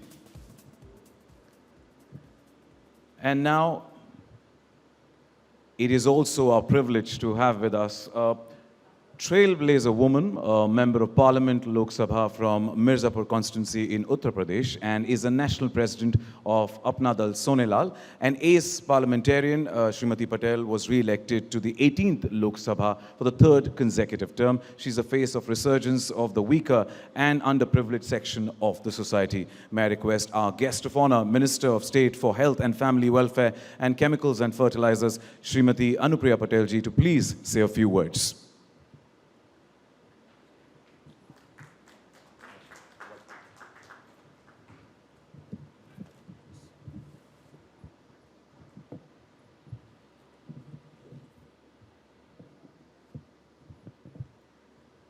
Honorable Governor Maharashtra, Shri Jishnu Dev Verma ji, CEO NSE, Shri Ashish Chauhan ji, Vice Chairman RPSG Group, Shri Shashwat Goenka, and the Editor-in-Chief of Fortune India, Shri Saurav Majumdar, and all the distinguished participants and awardees who are present here today. It gives me immense pleasure to join you all for the Fortune India 100 Most Powerful Women Awards tonight. And at the outset, I would like to extend my sincere compliments to the organizers for curating such an inspiring platform which celebrates women who are defining leadership across varied sectors. And I would also like to extend my heartfelt greetings and congratulations to all the women who are being honored today, this evening. Your achievements are not merely personal milestones, but they reflect the aspirations of millions of women across this country who are breaking barriers, who are creating opportunities, and leading change. All the awardees here are an inspiration to the next generation of our daughters who dare to dream big. Friends, today when we look at the incredible map of India's growth, we see the contribution of women everywhere. So from grassroots levels where our rural women are driving local economies to our corporate boardrooms where our women leaders are managing multi-billion-dollar businesses, the narrative of India's success is being completely rewritten. And women's contribution is definitely important for the socio-economic resilience of the country. Our women are not just participating, but today they're pioneering across multiple sectors. So once again, big, big congratulations to each and every awardee of the Fortune India 100 Most Powerful Women Awards tonight. This forum discusses more of women in business, but I'd like to take this opportunity to throw some light on the initiatives that my government has taken on improving the nutrition and healthcare status of our women. This is a government which has completely changed the paradigm from women-centric development to women-led development. Because our Prime Minister believes that the nation cannot march forward if half of our population is left behind. And hence, we have departed from the old framework and we have accepted a completely new, bold vision, which is the women-led development model that integrates the socio-economic as well as the political empowerment of women. And insofar as nutrition, healthcare, skilling, education, and moving from here to financial and digital inclusion, entrepreneurship, and finally, the political empowerment of women is concerned, which we seek to bring through the Nari Shakti Vandan Adhiniyam, which was passed by the Parliament of India. We have tried to script a new kind of story for our women across the country. Ladies and gentlemen, we know nutrition fuels life. And we also realize that it is only healthy and well-nourished women who can grow into a productive workforce and contribute to the larger national aspiration of a developed India by 2047. I'm proud to say that our government started the National Nutrition Mission, the Poshan Abhiyan, and tried to address the nutritional needs of adolescent girls, pregnant women, and lactating mothers. And the recent National Family Health Survey 6 that has come out, it clearly reflects that this initiative taken by the Government of India has played an instrumental role in improving the maternal nutrition in the country. And besides nutrition, on the healthcare front, I'm proud to say that today India's progress on maternal health is being lauded globally. We are a country which has succeeded in reducing the MMR by 86%, vis-a-vis 48% globally. And that shows the commitment which Government of India has towards ensuring affordable, accessible, as well as quality healthcare and maternal healthcare services to each and every woman of this country, particularly those who come from the underprivileged sections of the society. I'm also happy to share here that recently, none other than the Prime Minister of India has rolled out HPV vaccination for our daughters aged 14. And this is a major preventive intervention that our government has taken to protect our daughters, our next generation of girls, from this deadly cervical cancer. I'm also happy to say that our flagship initiative, Ayushman Bharat Pradhan Mantri Jan Arogya Yojana, today it has 62 crore Indian citizens within its ambit. And this is a scheme for which so far, for more than 12 crore authorized hospital admissions, my ministry, Government of India has spent more than 1.82 lakh crore rupees. And you would be happy to know that 50% of the beneficiaries of this amount spent under Pradhan Mantri Ayushman Bharat Jan Arogya Yojana are none other than the women of this country.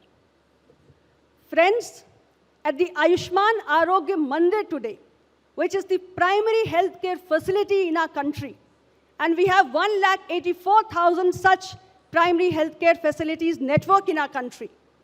The outpatient footfall has 55% of women beneficiaries. And at these Ayushman Arogya Mandirs, we have conducted 16 crore free screening for breast cancer and 9.5 crores free of cost screening for cervical cancer.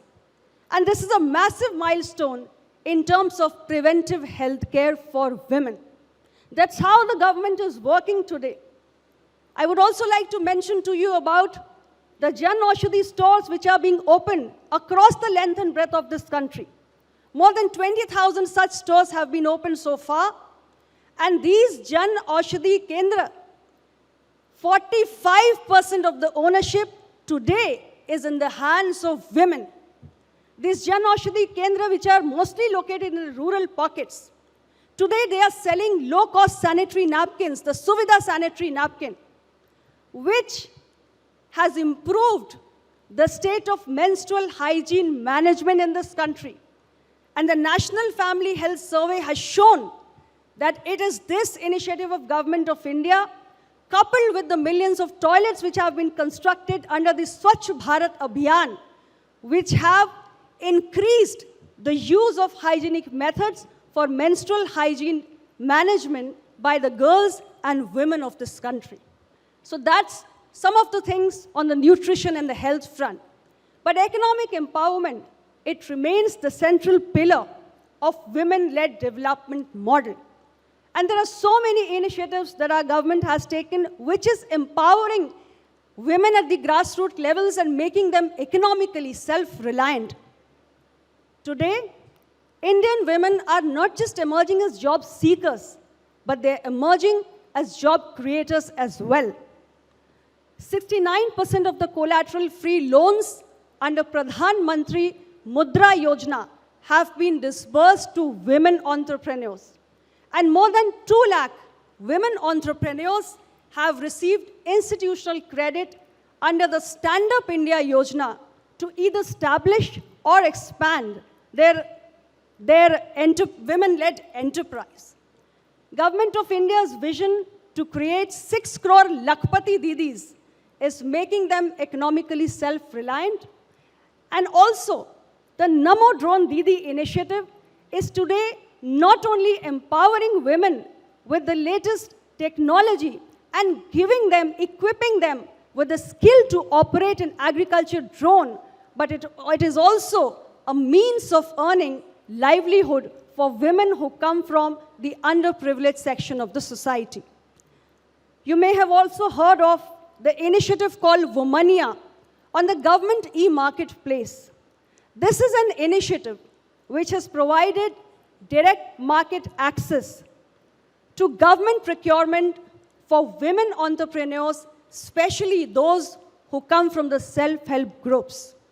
And the recent budget, we heard about the She-Marts, which were announced by the Honorable Finance Minister Nirmala Sitharamanji.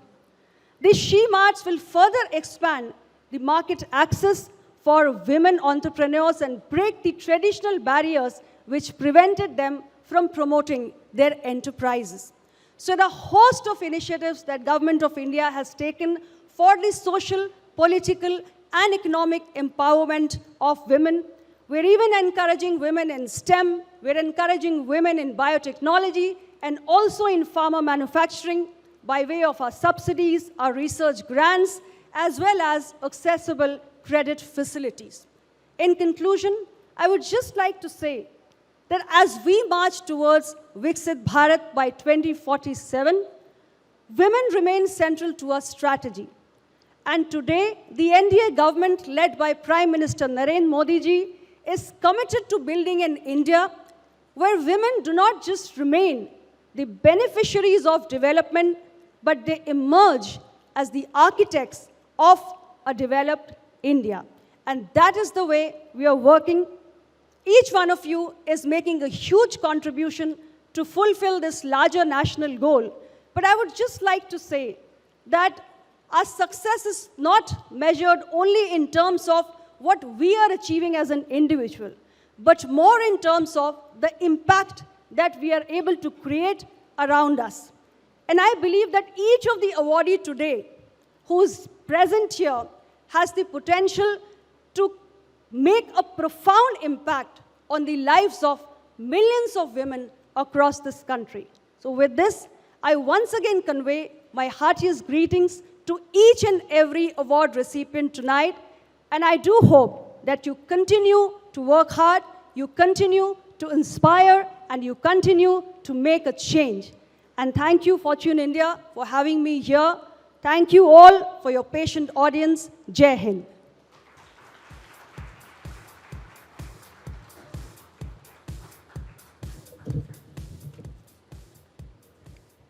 Thank you so much, ma'am, for your inspiring words of wisdom and highlighting the remarkable initiatives. Thank you. And with that, may I now request our chief guest, Honorable Governor of Maharashtra, Shri Jishnudev Varmaji, to please say a few words.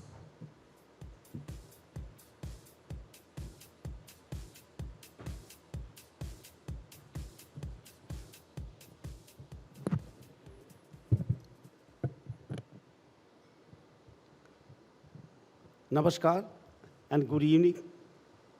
On the dais, Srimati Anupriya Patel ji, Honorable Minister of State for Health and Family Welfare, Government of India. Sri Ashish Chauhan, CEO, NSE, Sri Shashwat Goenka, Vice Chairman, RPSG Group, Sri Saurav Mazumdar, Editor-in-Chief, Fortune India, awardees, distinguished guests, and the inspiring women leaders being honored this evening. I am pleased to associate myself with the Fortune India Most Powerful Women 2026 program.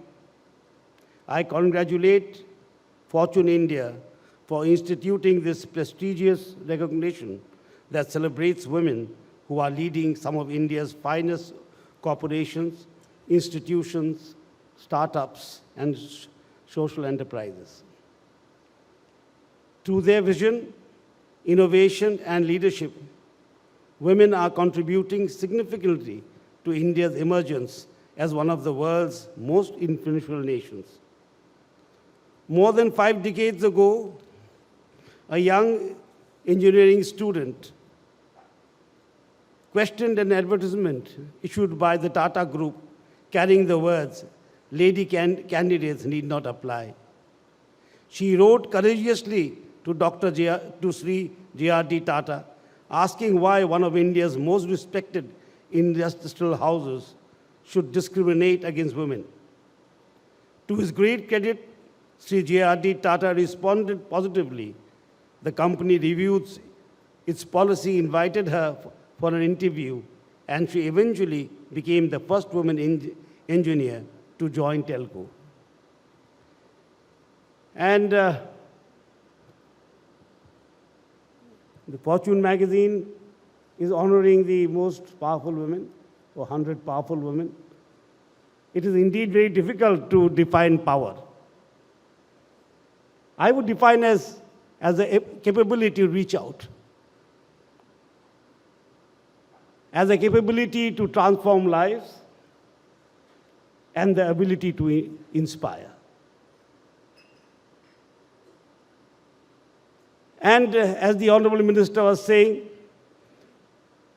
there is a great movement going on. And I have been fortunate enough to be minister in my state, home state of Tripura, for the rural development and SHG, what is known as SHG today, the self-help groups. And the self-help groups have become a movement. And I recall that when I was a minister there, once we were holding a conclave of the state's SHG groups. And before the conclave, one lady came to me. She was from a very remote tribal area. And she told me, "Sir, can I give a PowerPoint presentation?" My officers were very, very frightened. They thought, what is going to happen? This lady from nowhere is going to give a PowerPoint program. And I said, why not? Why not? Why should the PowerPoint always be given by IAS officers? And if we are to empower them, why not allow them to give them a PowerPoint program? And on that day of the conclave, I remember she came and she gave that PowerPoint. And it was completely surprising that she could do it so well.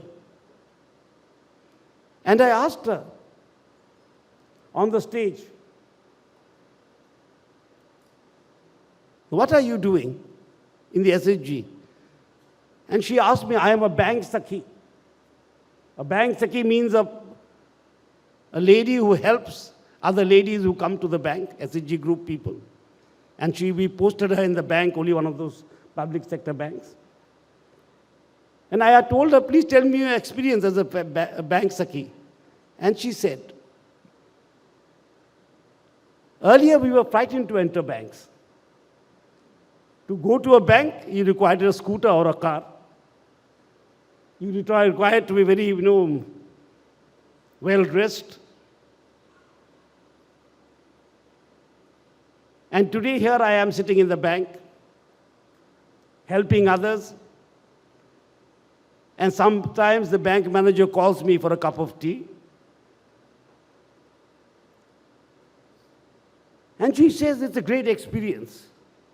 I could make out that she's feeling empowerment. She is feeling empowered. That is what the transforming of lives is through the SSG. And I was a minister, as I said. Firstly, the banks were very, shy to give loans to SSG groups. They were thinking, what is this, making pickle and making papad? Will they return the loan or not? And later, after 2.5 years or 3 years, I inquired. I was also holding the finance portfolio. So I asked the bank managers, what happened to those loans to SSG? And they told me, sir, we are surprised that the NPA rate is under 1%. Then I joked and told them women are more honest.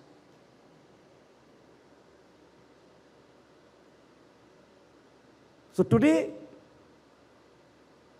women from all walks of life are participating in the nation's growth, especially from, villages, small towns. They have become leaders. I was in Telangana before coming here. There also I saw a huge movement happening of the SSG groups. Earlier when we were young, leaders used to come and give great speeches. And he's a man of great, action. And today, the nation is seeing a great leap in the empowerment of women. When I was invited to this program, I was keen to come. Programs like this, and at my age, makes you feel the change that is happening. Whether it's in Mumbai, or in Kolkata, or in Delhi, you see women leading nowadays, major corporations, major businesses. So it's across society. And my colleagues in the, when I was in politics, you tell me, 33% chala gaya to kya hoga? I told them, you are lucky that 50% nahi chala ja raha hai. You should put up your hands immediately.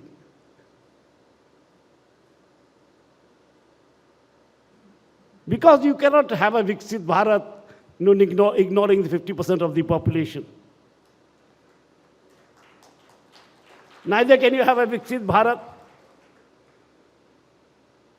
without empowerment of women in the villages, in the hamlets. And our experience tells us, in the rural sector, money in the hands of women are safe. They are used for family purpose. All studies have indicated this. And that is what is happening. And it is often said that educating a woman in the family is educating the family. So we are on the threshold of great change. And there's so much to do. And leaders and the most powerful women, as they say, in fortune words,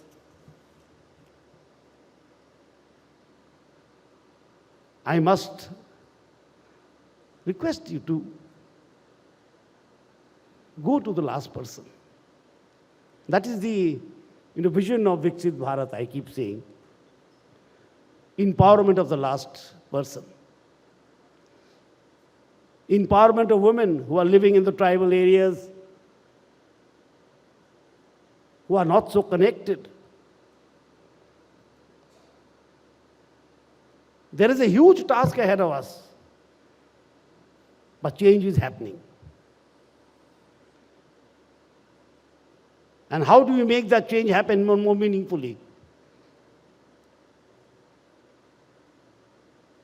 So I am very happy to be here and speaking to you all.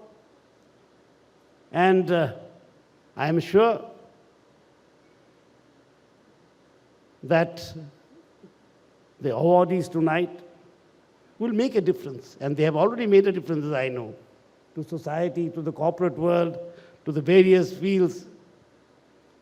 And I wish you all the best. And I thank the Fortune magazine for having me here. Jai Hind, Jai Bharat, Jai Maharashtra.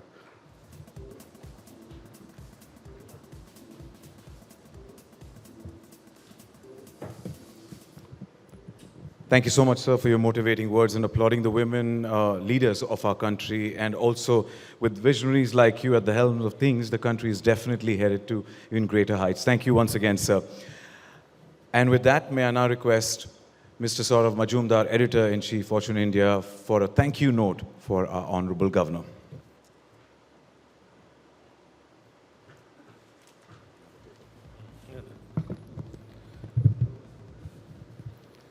Honorable Governor, Shri Jishnu Dev Verma, we at Fortune India have been truly privileged to have you amidst us this evening and to hear your thoughts, which are truly inspiring. And we really, really appreciate the time you have taken to spend here with us and inspire all of us. Your presence here inspires us and the leaders assembled in this room to pursue the path to excellence and inclusive growth, like you mentioned. As we move towards a Viksit Bharat, your words of wisdom will guide us on the way forward. I am sure we at Fortune India also, as you said, we will do stories on the last mile and how the powerful women are also empowering many, many others. And that's something we will take away from your speech today. Once again, thank you, sir, for spending time from your busy schedule and gracing this occasion. We are truly, truly grateful. Thank you.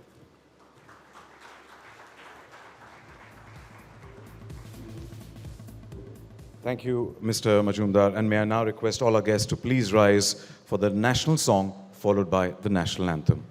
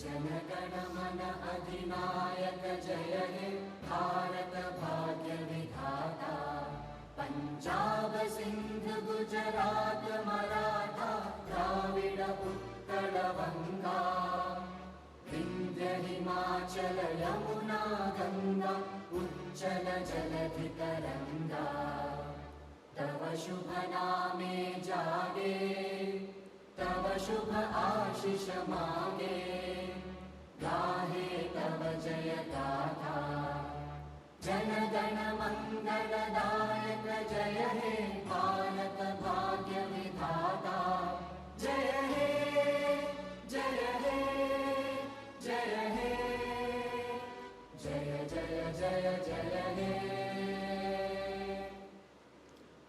Jai Hind, Jai Bharat, Jai Maharashtra. And with that, once again, on behalf of Fortune India, I would like to thank our chief guest, Honorable Governor of Maharashtra, Shri Jishnudev Varmaji, for gracing us with your presence. Thank you so much. And request our dignitaries also to please take your seats, and also our guest of honor. Thank you so much, sir, once again, for joining us this evening.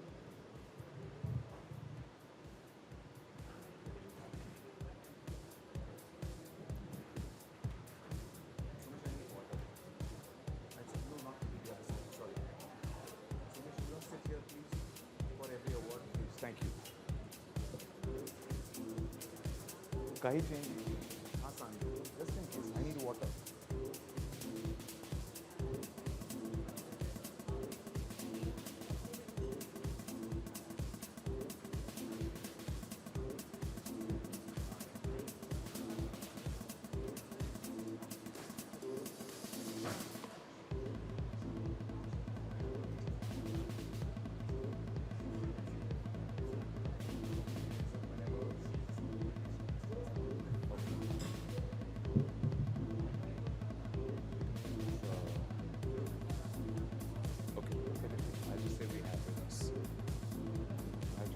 No, no problem. Just keep it, keep it, keep it, keep it.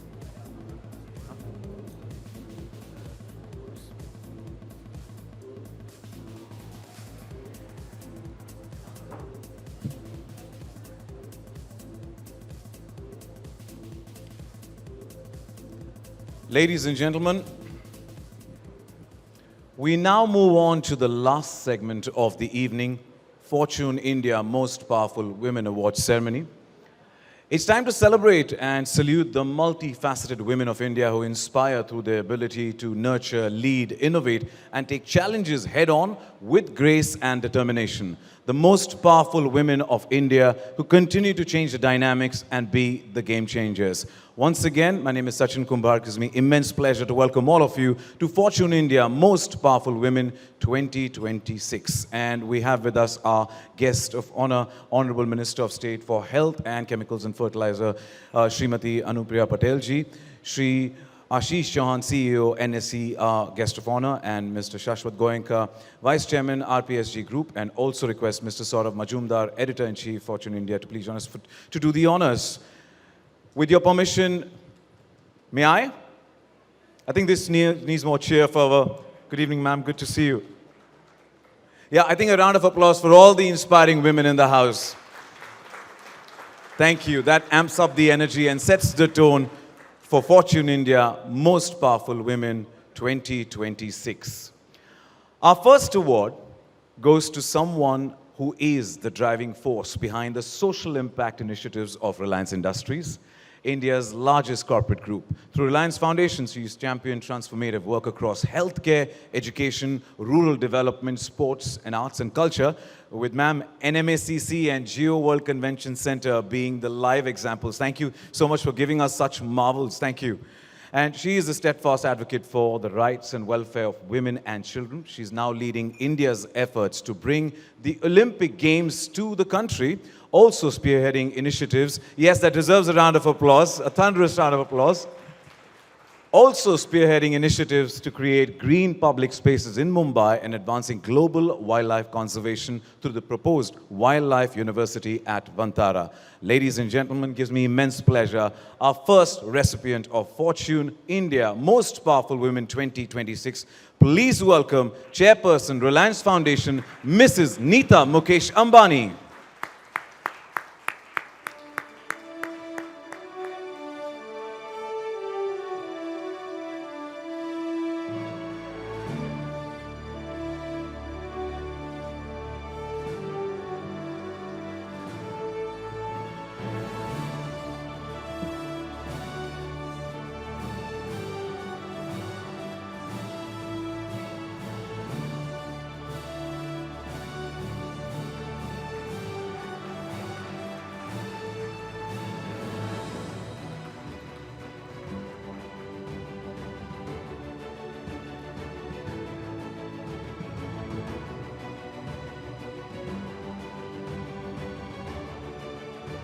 Congratulations, ma'am.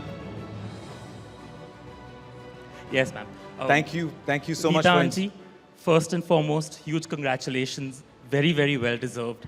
I think you inspire all of us with the immense work that you do. I think the vision, the grandness of the vision that you have, and the ability to execute with extreme detail and perfection is something that all of us need to learn from. Can I request Neeta Aunty for a few words, please? Thank you. Good to see you, ma'am.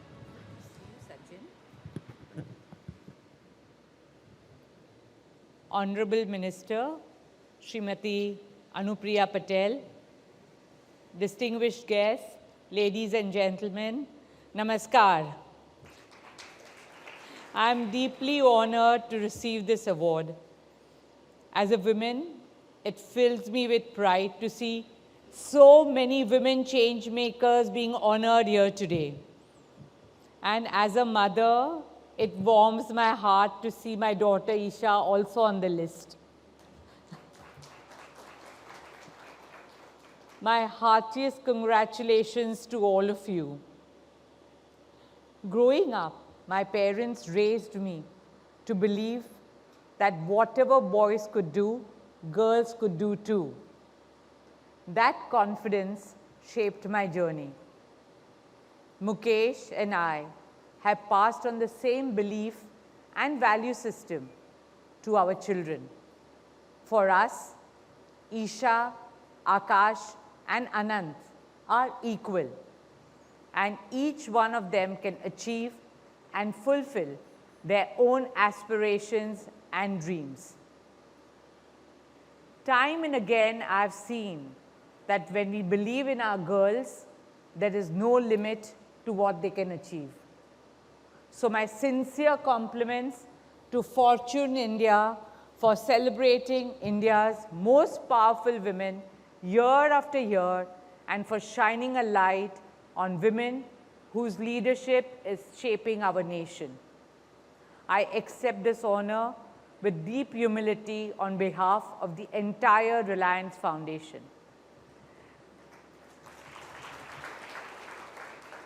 This recognition comes at a very special moment in our journey. Reliance Foundation has just crossed the milestone of transforming 100 million lives. 100 million dreams, 100 million futures. And amongst them, 29 million are children. And yet, numbers do not move me as much as stories do.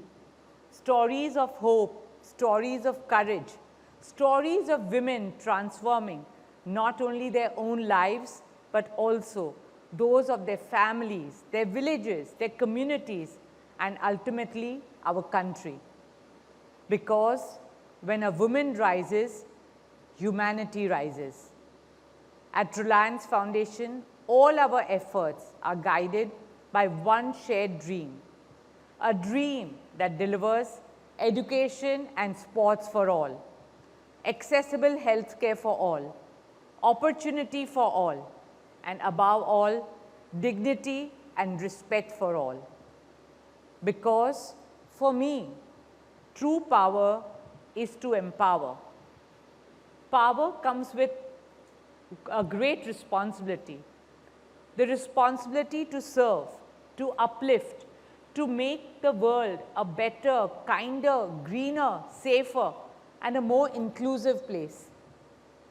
Friends, this award is for the most powerful women. But I would like to humbly submit that our world needs a new definition for power. Our world does not need more hard power. It needs soft power, kindness, empathy, non-violence, compassion, and care for all human beings, animals, birds, and plants. These qualities of the heart are required to elevate humanity to a higher level. These are the forces that can heal, forces that can lead with wisdom and humanity. And I believe that we women have the innate power. In our culture, we have always worshipped Shri Shakti, the divine feminine power that nurtures, that protects, that creates, and that transforms. Tonight is a celebration of that divine energy within every woman. I hope the journeys we celebrate tonight light the path for countless young girls tomorrow. May every little girl in India grow up believing in herself and in the power of her dreams. Because when every girl and every boy and every dream is given the chance to rise and succeed, our nation also grows stronger. A nation that leads not just through economic strength, but through compassion, inclusion, and humanity. That is the India we must all strive to build together for our next generation. Dhanyavad, thank you.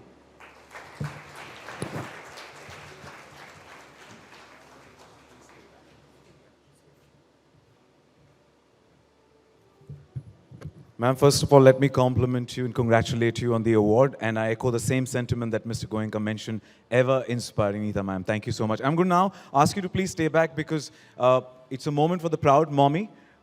Because the next awardee, our next winner, is the force behind India's largest retail company, Reliance Retail Ventures. Well, she has been instrumental in transforming the company's retail business by expanding its network to over 20,000 stores, broadening its product offerings and sharpening its focus on operational efficiency and profitability. She's also spearheaded the creation and growth of Reliance Consumer Products, the FMCG business, making it one of the fastest growing businesses of the group. The honor goes to Ms. Isha Ambani, Executive Director, Retail, Reliance Retail Ventures, and I request Neeta ma'am to please receive the honor on behalf of Isha.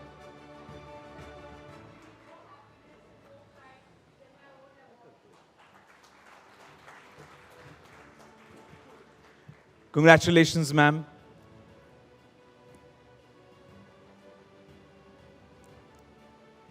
Congratulations to Neeta ma'am. Congratulations to the proud mom and Isha Ambani. Congratulations. With that, we move on to our next winner, is a doyen of the legal world. Her firm, AZB and Partners, has been at the heart of some marquee deals, from the investment in Yes Bank by Sumitomo Mitsui Banking Corp to MUFG's investment in Shriram, the demerger of commercial passenger vehicle divisions at Tata Motors, and transactions involving TCS and TPG. Our winner, please welcome Zia J. Modi, co-founder and managing partner, AZB and Partners.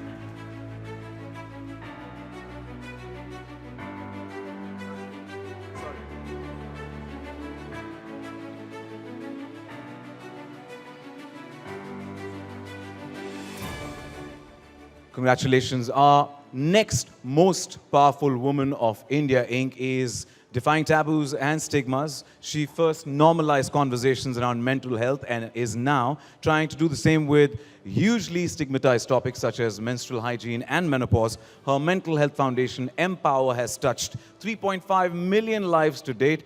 Ladies and gentlemen, our awardee this evening, please welcome Mrs. Neerja Birla, founder and chairperson, Aditya Birla Education Trust.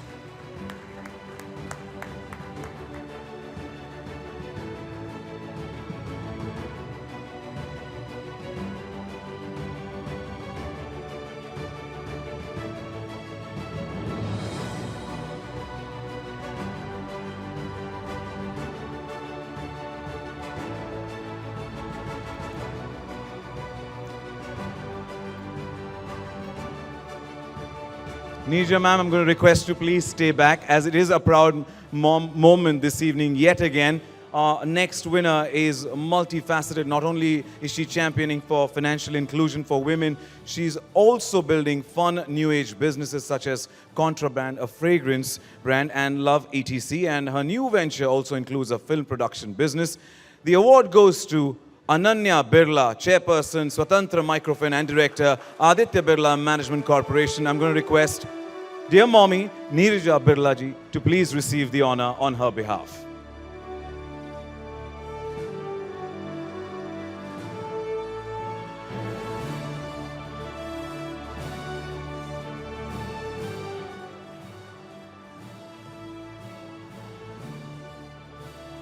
Neerja ma'am, congratulations.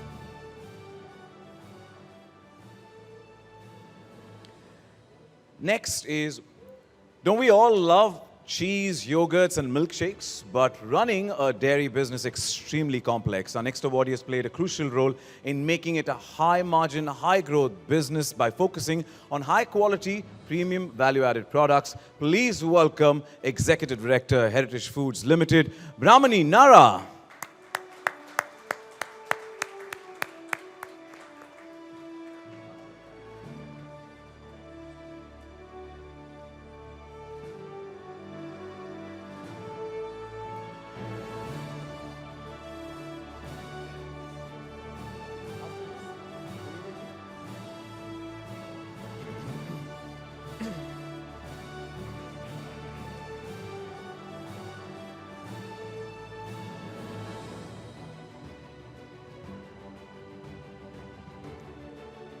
Congratulations, Brahmani Nara.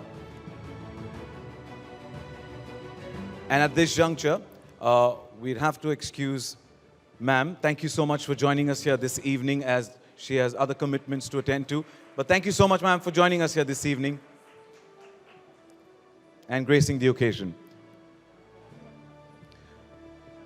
We continue with our next set of awards for Fortune India Most Powerful Women 2026. Our next winner is a former banker. After heading the country's largest public sector bank, State Bank of India, she's now making a difference to the world of technology. It gives me immense pleasure to welcome on stage Ms. Arundhati Bhattacharya, Chairperson and CEO, Salesforce India and South Asia.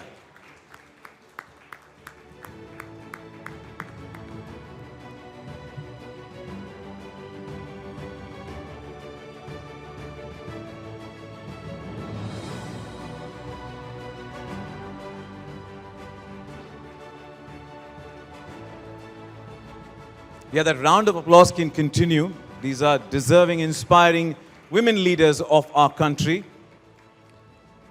Next up is a respected leader in India's financial services sector. She's led HDFC Life through a phase of innovation, digital transformation, and consistent growth, making a significant contribution to expanding insurance access across the country. And our winner is Vibha Padalkar, MD and CEO, HDFC Life.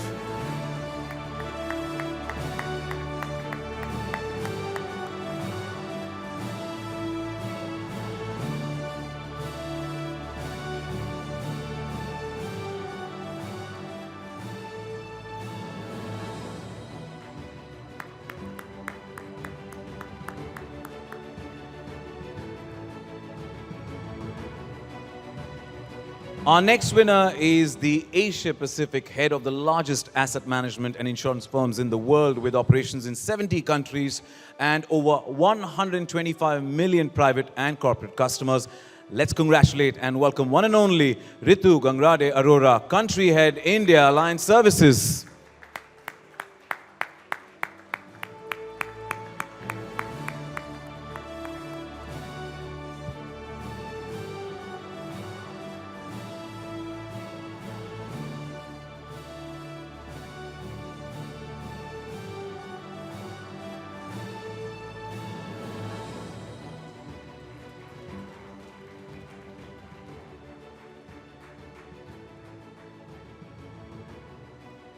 Congratulations, ma'am. Our next awardee is a visionary leader. She's transformed Metropolis into a trusted technology-driven diagnostics network while championing quality, innovation, and accessible healthcare across the country. Please welcome Amira Shah, promoter and executive chairperson, Metropolis Healthcare, along with the Little Master.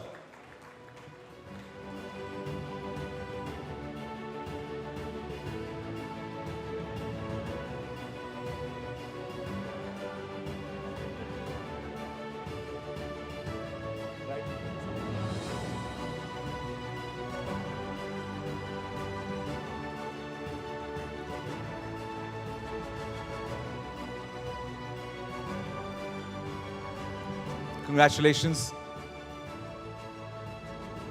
Next up, the awardees. Her ambition, along with her husband, was to innovate and manufacture research-driven vaccines from India. Through the COVID-19 vaccine, Covaxin is a most cited example. A company is gearing up to roll out cholera and malaria vaccines too. Please welcome MD Bharat Biotech International Limited, Suchitra Ella.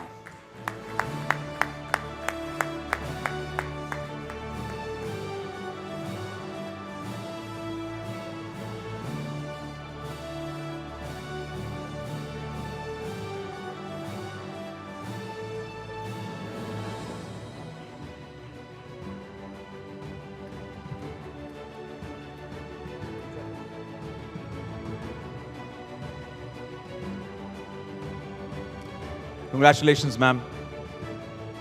Our next winner is one of the distinguished leaders in the capital market. She's played a pivotal role in strengthening the firm's legacy while driving innovation, growth, and excellence in wealth management and investment services. Please welcome on stage Amisha Vora, Chairperson and MD, PL Capital Group, Prabhudas Leeladhar.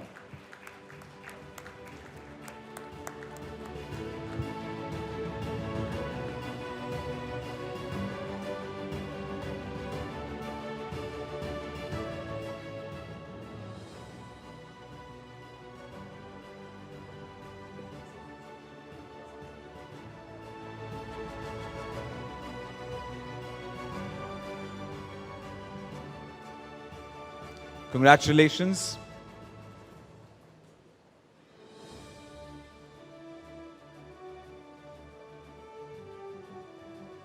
And thank you for the takeaways, ma'am, during the panel discussion. Thank you so much.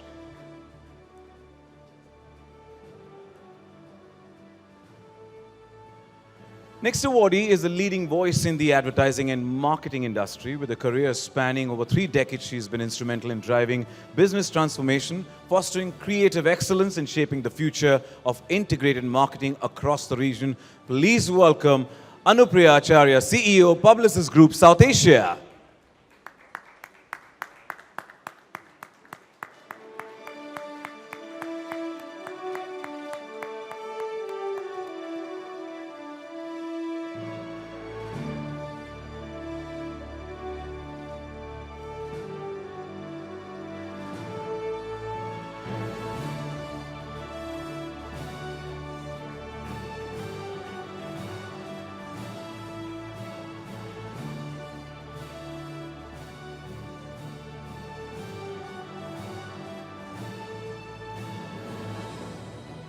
Congratulations, ma'am.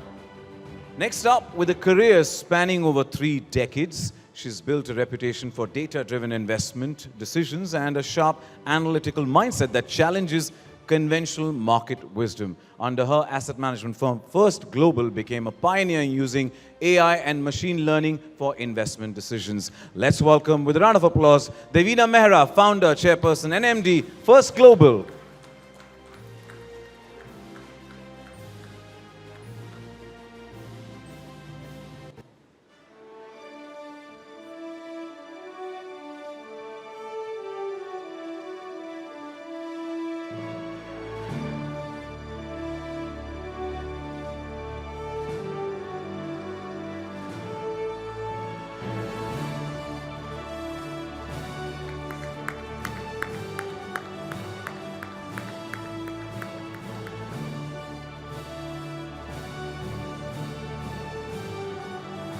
I'm going to request all our awardees to please stay back, all our inspiring women leaders to please stay back, because we want to capture a moment all together with all our leaders on stage.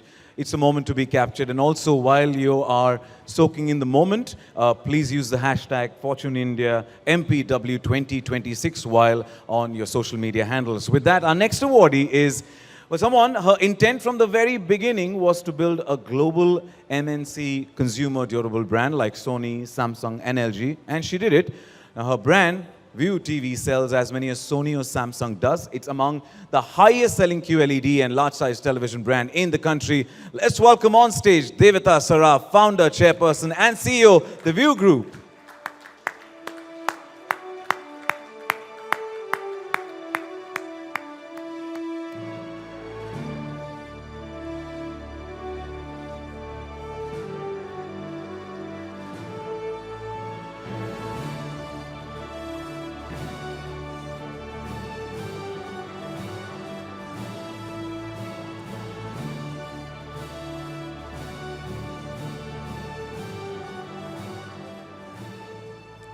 Congratulations. Our next winner heads one of the most loved consumer brands, which plays an integral part in making us efficient. Many of us own HP laptops. In fact, every age group has benefited from it, and quite literally, our life depends on it. So let's thank and welcome Ipsita Das Gupta, SVP and MD, HP India, Bangladesh, and Sri Lanka.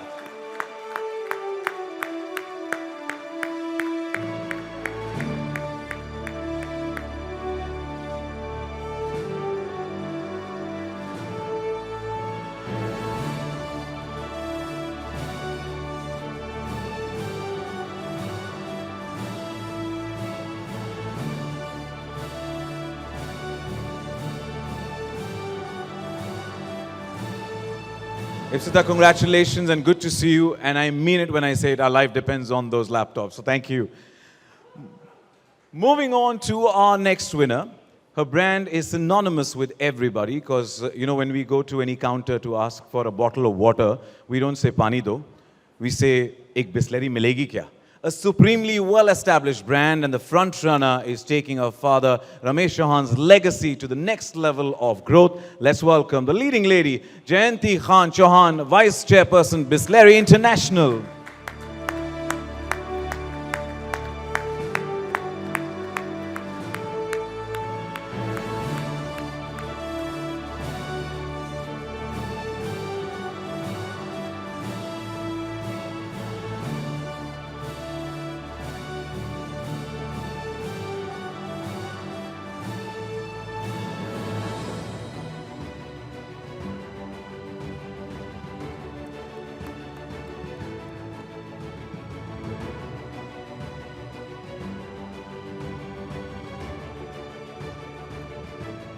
Congratulations.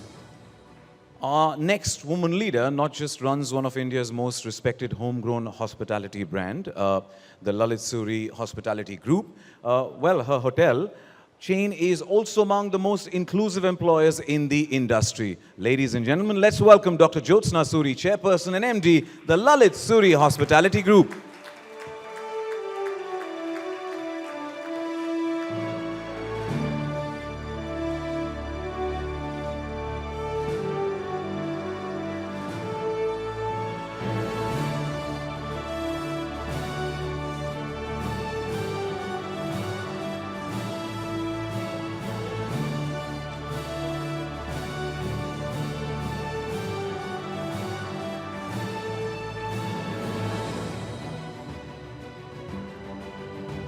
Ma'am, may I request you please stay back? Please stay back because, you know, it's been a proud mommy moment through and through from the start of the award ceremony. So once again, the third time this evening, we've got a proud mommy moment. And our next winner manufactures components for the automotive industry, a category which is extremely male-dominated. She's built a successful business which has grown well despite the disruptive macroeconomic climate. Ladies and gentlemen, please welcome Shraddha Suri Marwa, CMD Subros. It's a special moment along the proud mommy, proud daughter receiving the honor.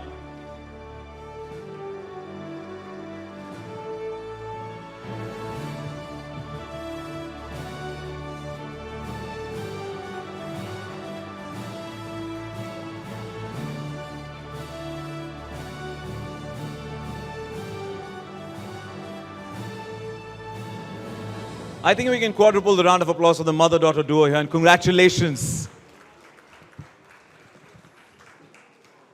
We love the energy. Thank you so much. The next most powerful woman brings over 30 years of investment banking experience. She has extensive expertise in cross-border mergers and acquisitions across various industries. Please welcome Manisha Girotra, CEO, Moelis, India.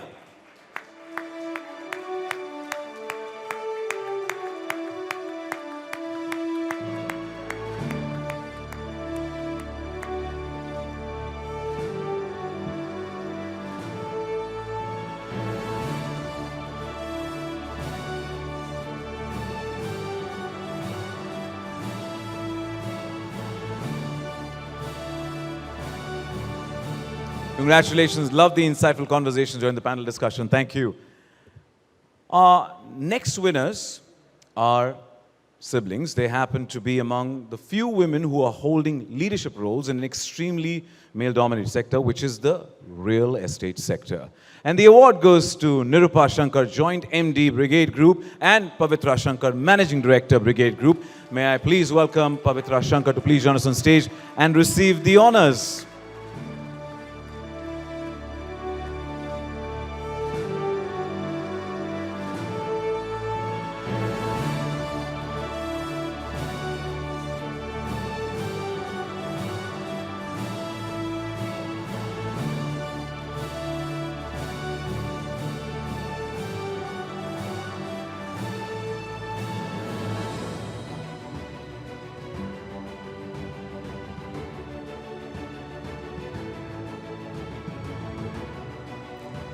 Congratulations. Our next winner is a seasoned global executive with a proven track record of driving strategic transformation. In her earlier role, she developed renewable energy solutions, and now she's transforming the home solution division of Schneider Electric. Please welcome Preeti Bajaj, Executive Vice President, Home Solutions Division, Schneider Electric.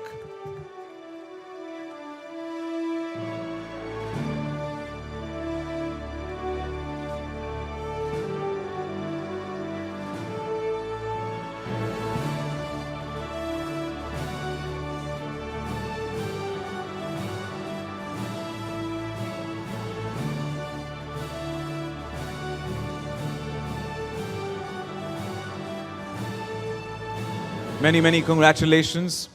And coming up next is a prominent voice in Indian finance, widely known for her authentic leadership, championing women in finance, and an inspiring personal story of resilience. And the award goes to Radhika Gupta, MD and CEO, Edelweiss Mutual Fund.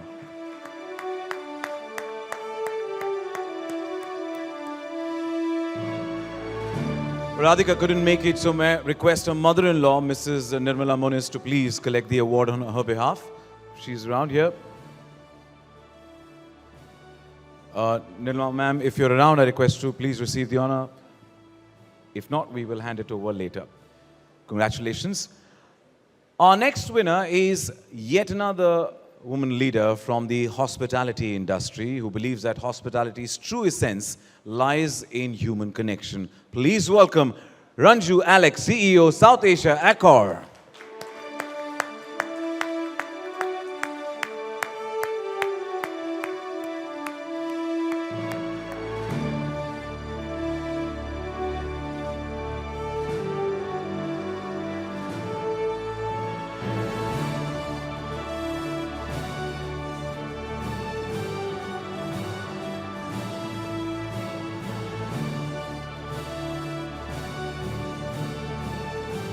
While our team members are capturing the moment, the hashtag is Fortune India MPW 2026. Congratulations. Our next set of winners are the ones who've transformed the beverage market with their innovative launches. Their flagship beverage, Fruity, is a household name, but their portfolio consists of many more interesting beverage brands which have survived the onslaught of tough competition. And the award goes to Shona Chauhan, CEO, Parle Agro, and Nadia Chauhan, Joint MD and CMO, Parle Agro. I request Shona Chauhan to please join us on stage and receive the honor.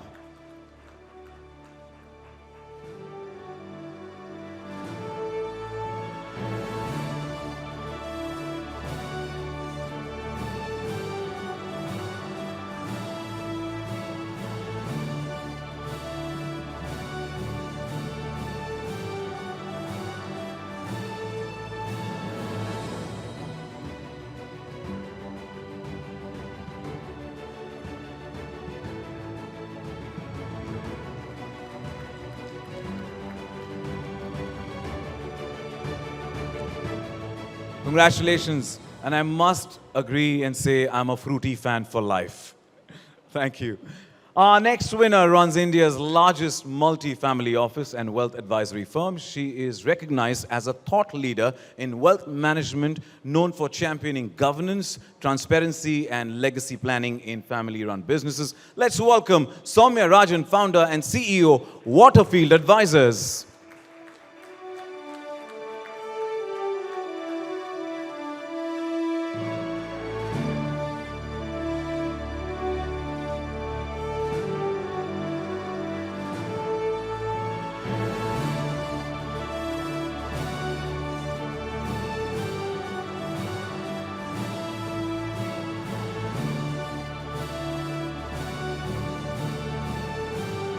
Congratulations, ma'am.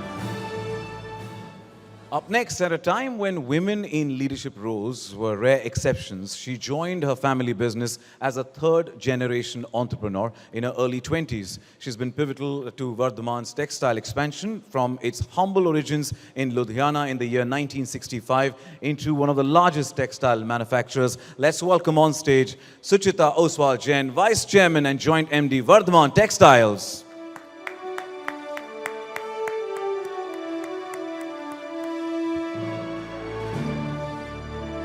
Not around. We'll hand it over later. But congratulations. Our next winner is passionate about creating and delivering innovative, sustainable, and scalable solutions for the mobility sector. She is the founder of Kinetic Green Energy, a leading player in the electric vehicle sector. Let's welcome Sulajja Firodia Motwani, founder and CEO, Kinetic Green Energy and Power Solutions.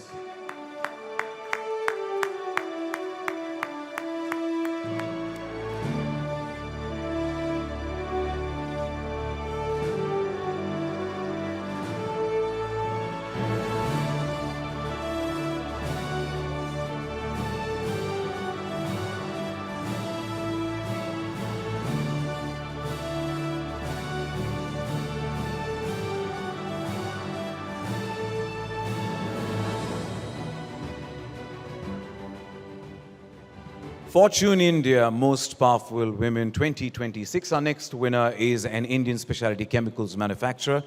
Ever since she joined her family business in the year 2006, she's taken it to the unprecedented levels of growth. Let's welcome Vinita Saraf Mutreja, MD and CEO, Vinati Organics.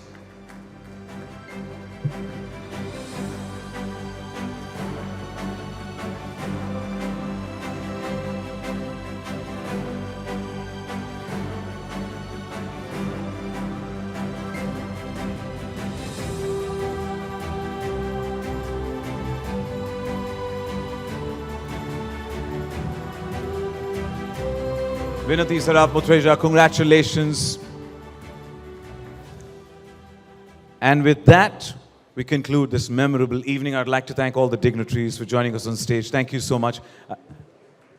I'm going to request you please be on stage as we conclude this memorable evening of celebrating excellence, resilience, and inspiring leadership. Congratulations to all the inspiring women leaders. I think they deserve a bigger round of applause for making a difference and are a huge source of inspiration for the next gen women. I'm going to request all our awardees to please join us on stage to capture this moment. May I request all our awardees of Fortune India Most Powerful Women 2026 to please join us on stage so we could capture the moment.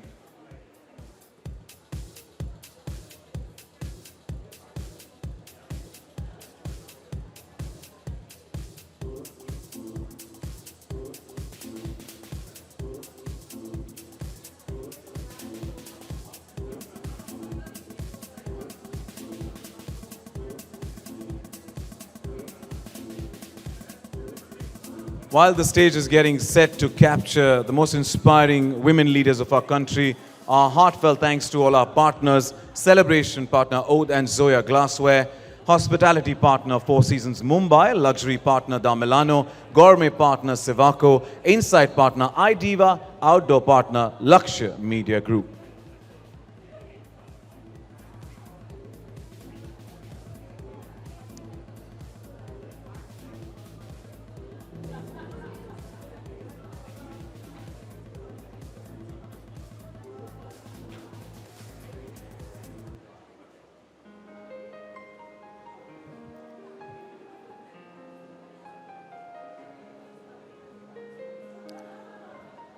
Ladies and gentlemen, these are the trailblazers, the game changers, the inspiring women, the Fortune India Most Powerful Women 2026. Once again, congratulations to each and every trailblazer.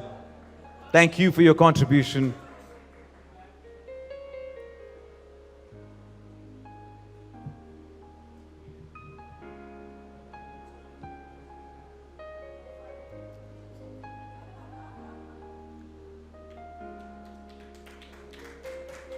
Thank you.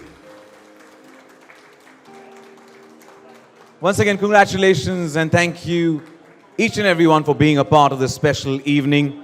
On behalf of Fortune India, we wish you a wonderful evening ahead. My name is Sachin Kumbar signing off, and as they say, the night is young, so are we. Look forward to welcome you again next year. Have a great night ahead. Thank you so much.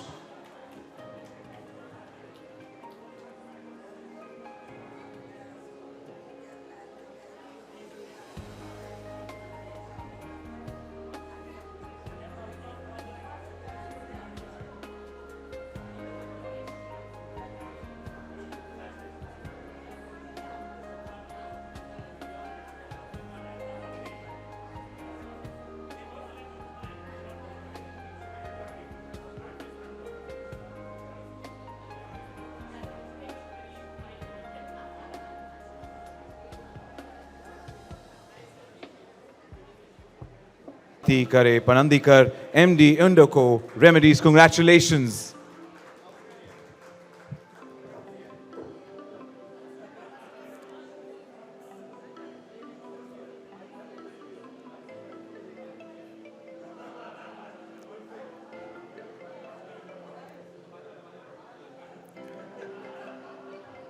Aditi ma'am, I would say now the real party begins. Celebrations begin now. Congratulations once again. I request all of you to please join us for some sumptuous food right outside and enjoy the evening.